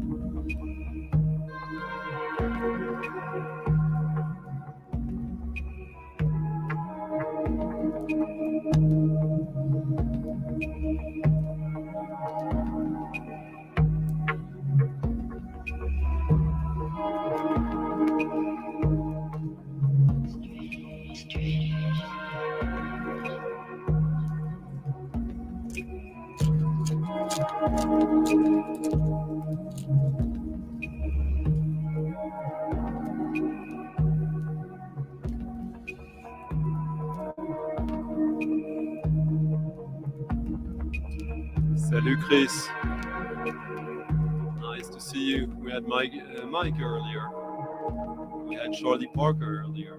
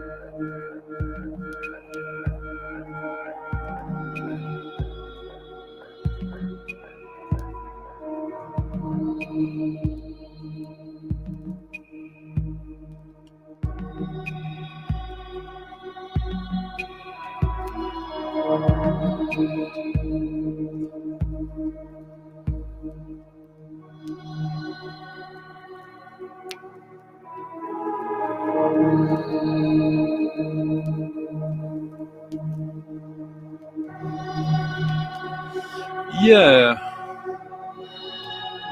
but it's still, I guess, there's something dark about it, but in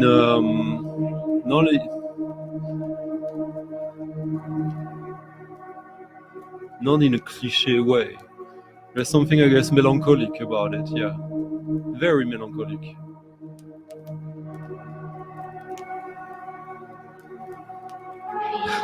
Hey, Mike. Yeah, it's what it's supposed to do, I think. And now, produced like Kraftwerk, Here's the new Kraftwerk. Or here's what Kraftwerk would be doing if Kraftwerk was not a legacy band. Hadn't become a legacy band, sorry.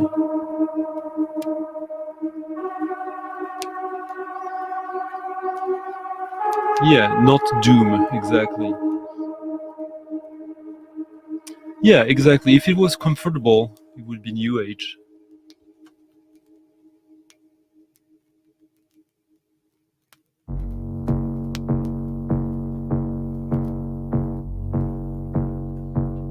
Kraftwerk of the digital age. Maximalist digital music.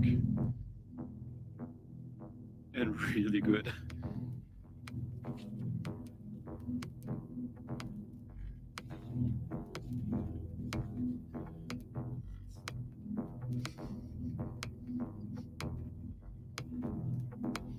Someone in here knows what that is.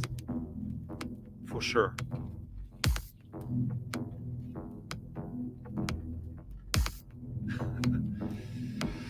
Oh yeah. Oh, that's true. This should be here.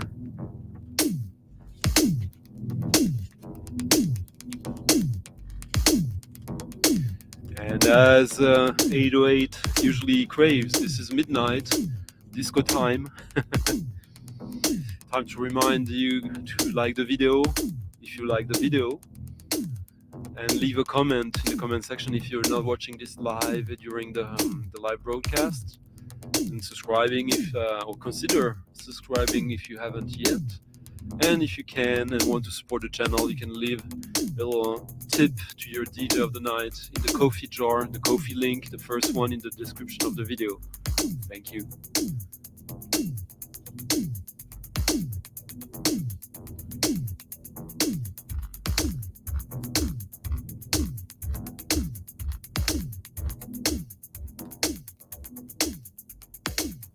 Atom Heart, Uwe Schmidt, Riding the Void, from 2015, on Rasternoton.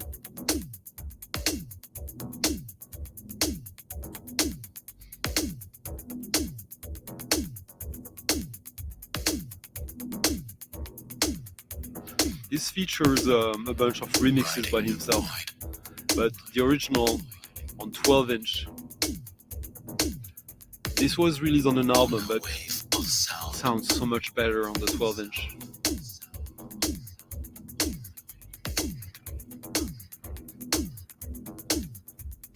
Beat by beat.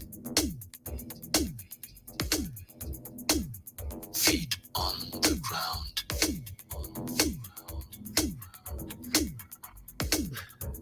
Riding the void.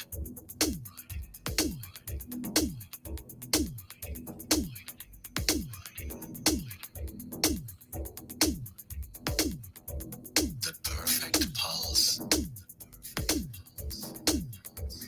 Oh, last week, I wanted more. I think it was last week or maybe the week before, someone asked me for what would be a modern French When our rock hands band touched.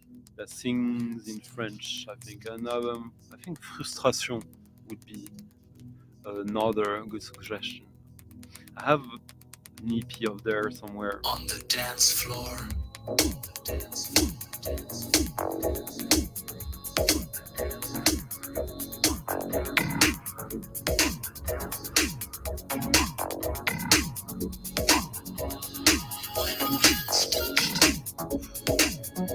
See how this finds its way into creating harmonies, melodies, bass lines, when at first it was just very, very clever track.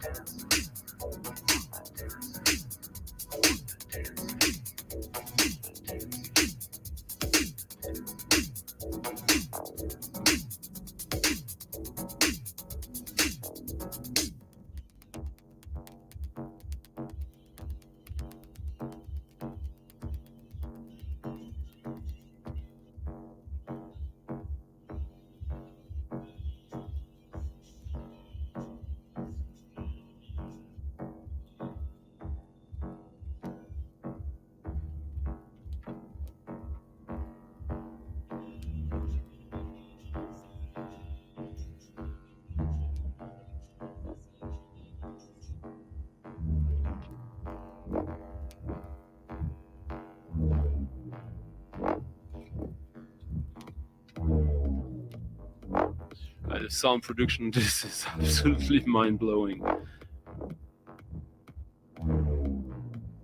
Uwe Schmidt, he's been around since the late 80s. At one point he was doing EBM. He had this band called Lassiger Bandhouse. That was quite interesting. That veered into electronica. And he did all these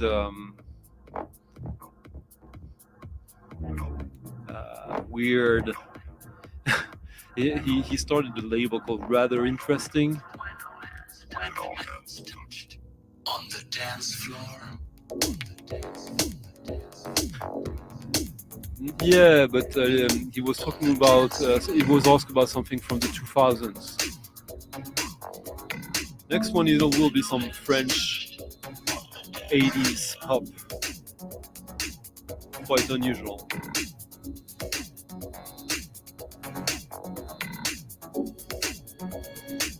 I hope so, yeah. And when I say big thing, I mean that in the sense of what should become interesting for record collectors who people curious about music. Yeah, I really think so, and I'm seeing so much seeds of that.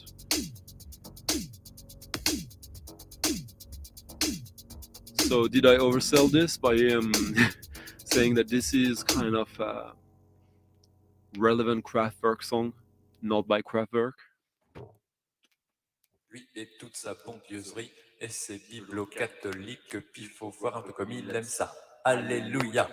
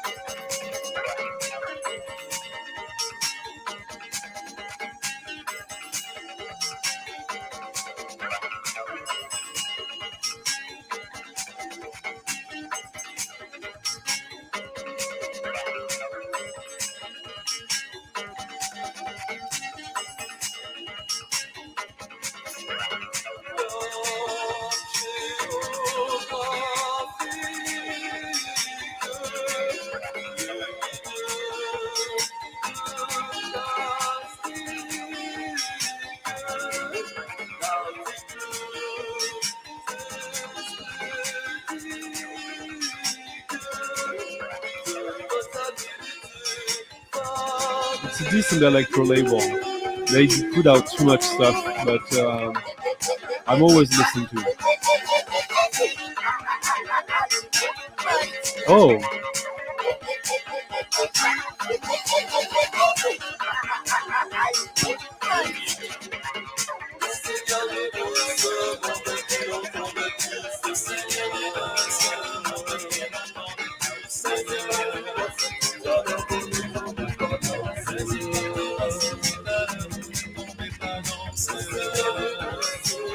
I love Wolfgang Donner. Opéra multi-style. Weird French band from the 80s.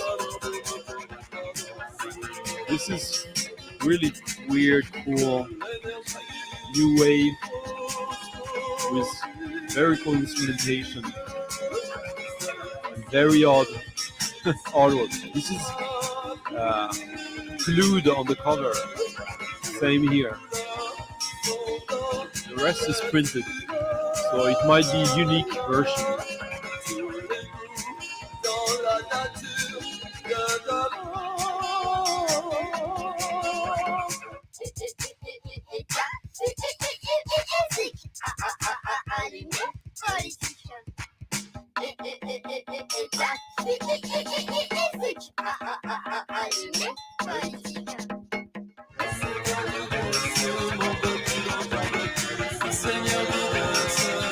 As you can suspect, the lyrics are religion related.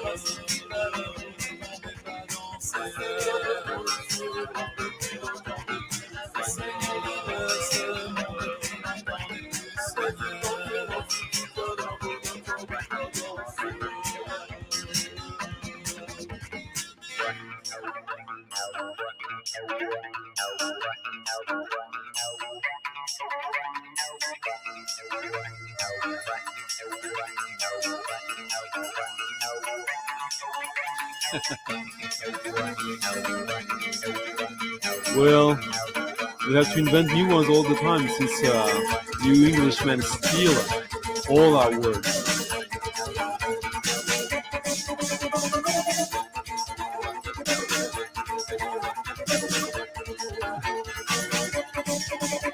Wow, that's cool. Yes.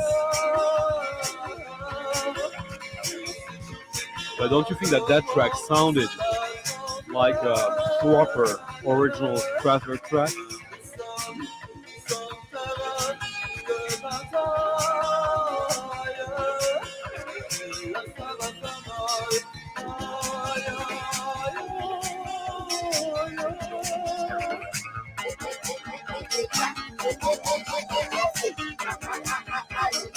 I like how stubborn this is at the same time.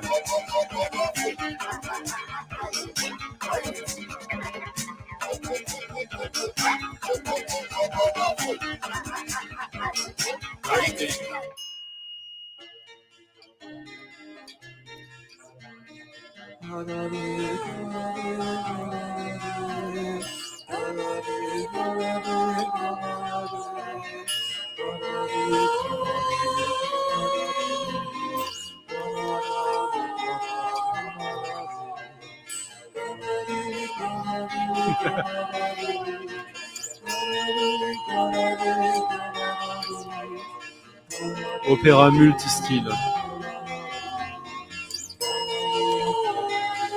It's not the greatest band ever, but it's a pretty cool project. The album is quite good as a whole.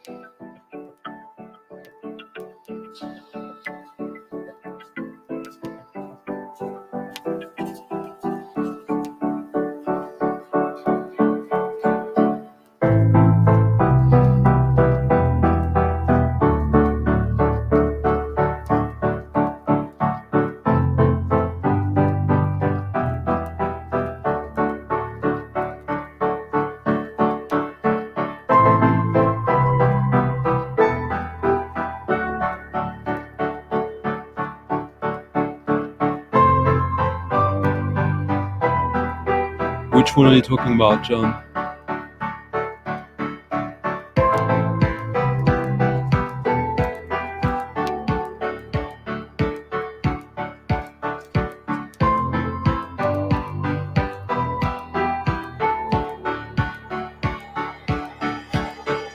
No, not yet, but it's coming, Liam. I think this summer I'm gonna cut my hair for the first time in over 10 years. Over 20 years.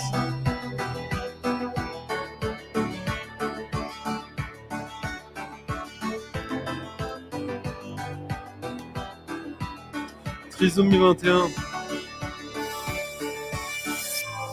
I always thought that their sound aesthetic was a bit cliché or dated. I want to like them, but I never heard anything of them that I love this.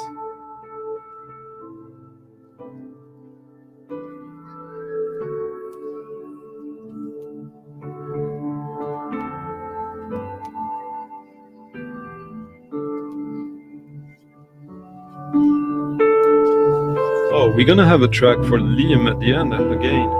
But he still hasn't said if he caught the track I played for him last week.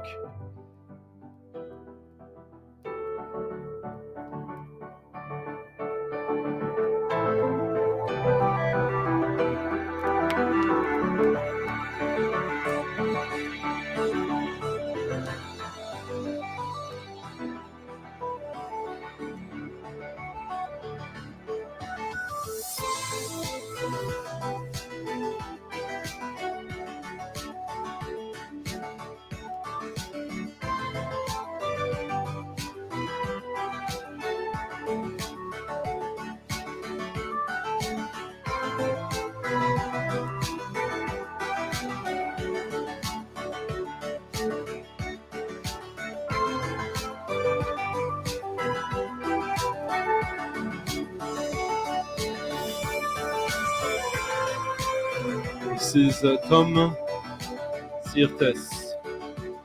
Shirtes. Barely breathing. The track is called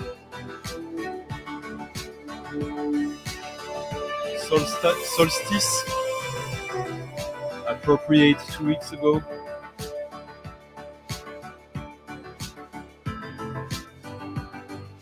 I'm not sure, but I think this is a guy from Belgium. It's a nice little, like, electronic, a little bit crowdy, modern crowdy album. I don't know how to describe this exactly. It's a bit too widescreen for my taste, but there's a couple of tracks on this that I think are really good.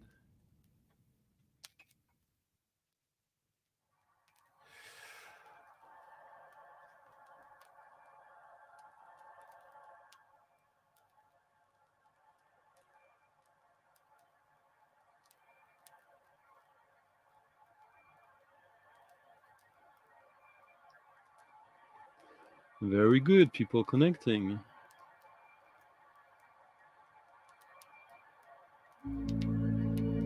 Hello, Record Hound.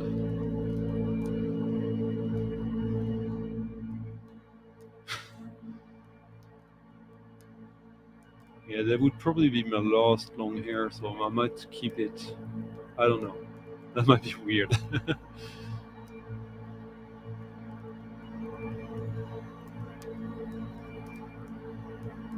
Yeah, that one. Yeah, it's nice.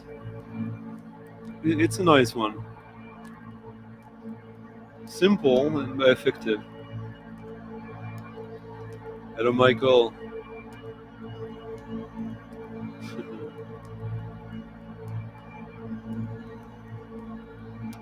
So this is the Liverpool Mass. Liam.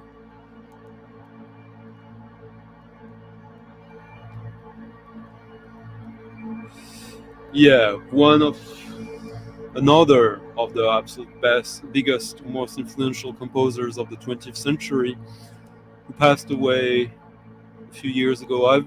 I've been blessed to see him live quite a few times. I even visited him at home. I saw him do a gig at home, transforming his house into both a music instrument and a venue. Pierre Henry, the French Terry Riley, the French Ralph Lundsten, with all his records on Philips.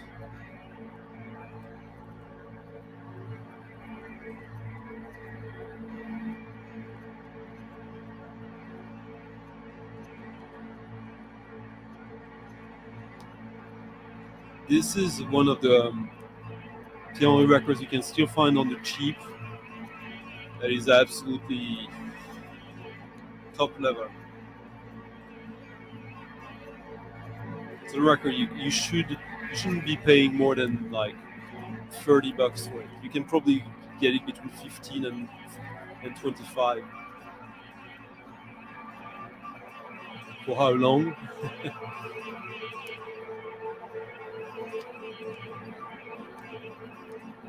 I know what you're trying to do there, Michael. I know what you're trying to do.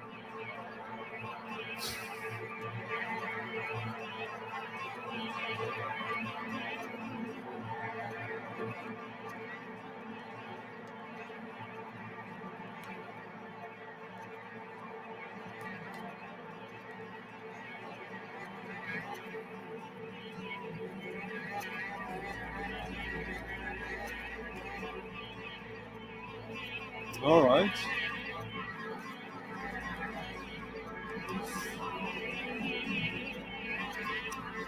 Don't have too much of that in store, Michael.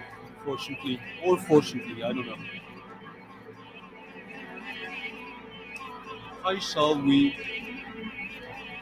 This is study.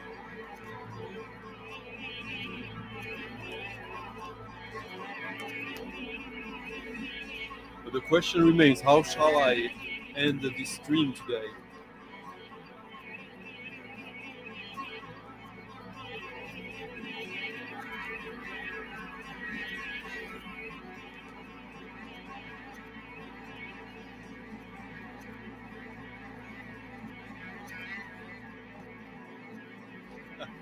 Oh, you have no idea. Okay, let me show you.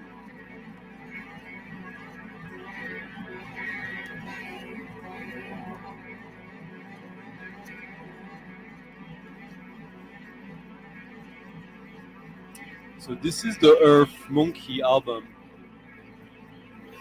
produced by Steven Stapleton, double LP, featuring a bonus LP of remixes by Steven Stapleton, and this edition featuring a one-of-a-kind track on a CDR by Earth Monkey,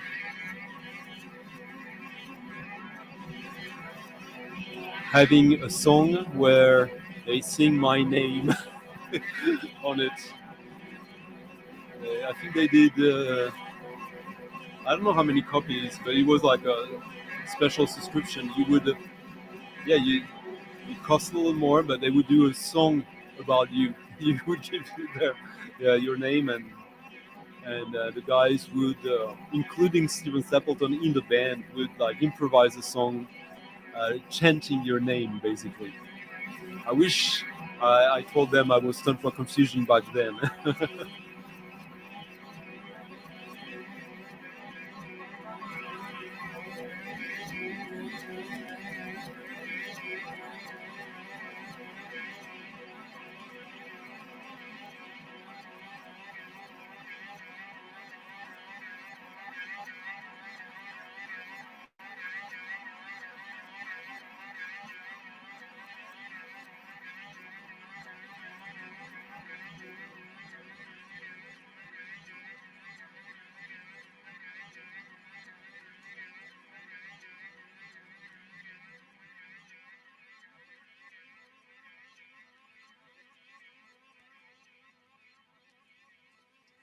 Oops.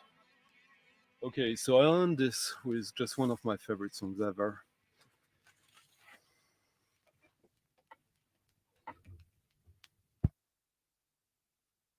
But I hope you guys enjoyed that Pierre-Henri track. Yeah. The whole album is fantastic, but that is the closing track, and just so good. Musique concrète at its finest.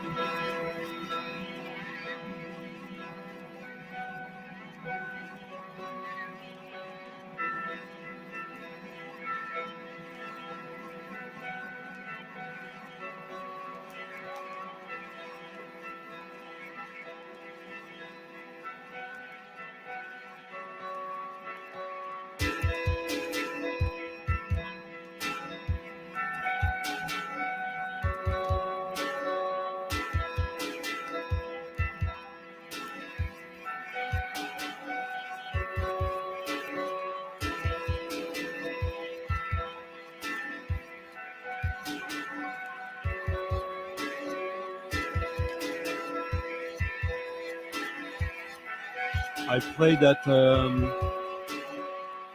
2 weeks ago, I think, or last week.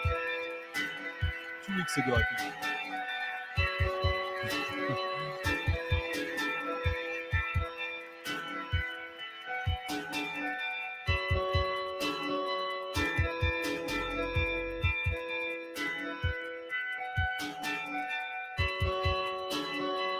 I can't play it, Sean, because it's a CD.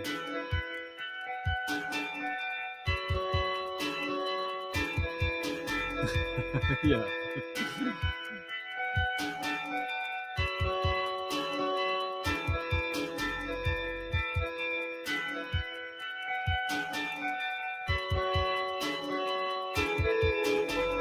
Oh, nice. Yeah, I know you went to the UK.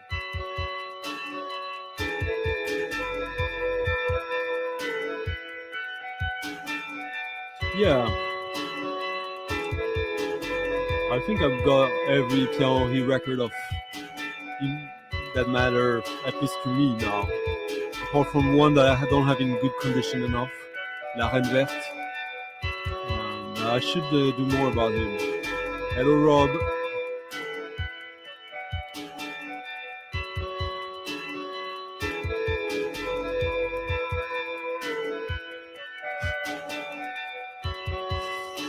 Ooh. I think that you mean that if we got together, we might be the same size and weight as Jimo.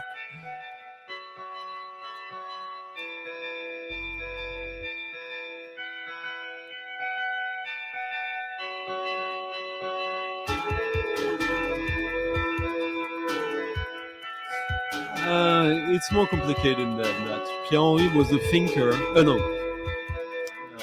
Pierre Schaeffer was a thinker, but Pierre-Henry was a musician. And without Pierre-Henry, there's no Pierre Schaeffer. So we're listening to, for me, the peak of C-Feel, the Stare Through EP.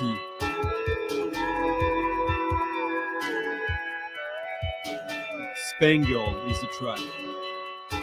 This is when they signed to Warp. It's the second EP before the album.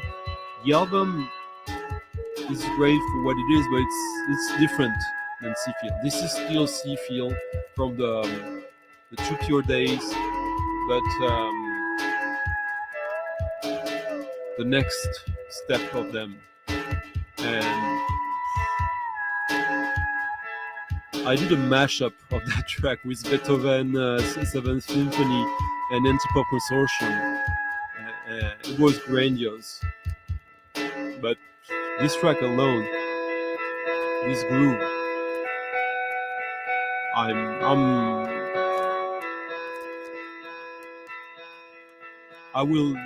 this is an EP, but this is extremely high on my personal pantheon.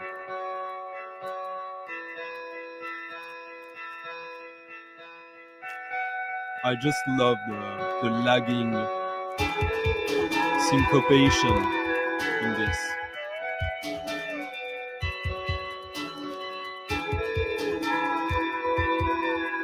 Oh, nice.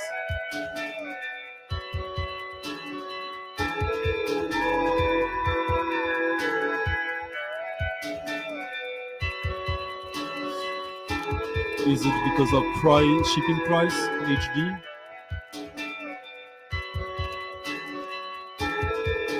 I will do a Pierre-Henry primer or so. But before I do that, I would suggest anyone to get into his futuristic album. Still cheap and aptly named. Anyways, guys, thank you for tonight. I had fun. I might not be able to make it next week. We'll see. I might have some family matters to attend to in France, so we'll see about that. But in the meantime, thank you for stopping by, and I hope you enjoyed this. If you're watching this or listening to this after the streaming, thank you as well. And again, finally, please like the video, comment on the video, and subscribe, and leave a little tip to your DJ for the night if you can afford it and you feel I deserved it tonight. Thank you, guys. That was that was it for today. Thank you.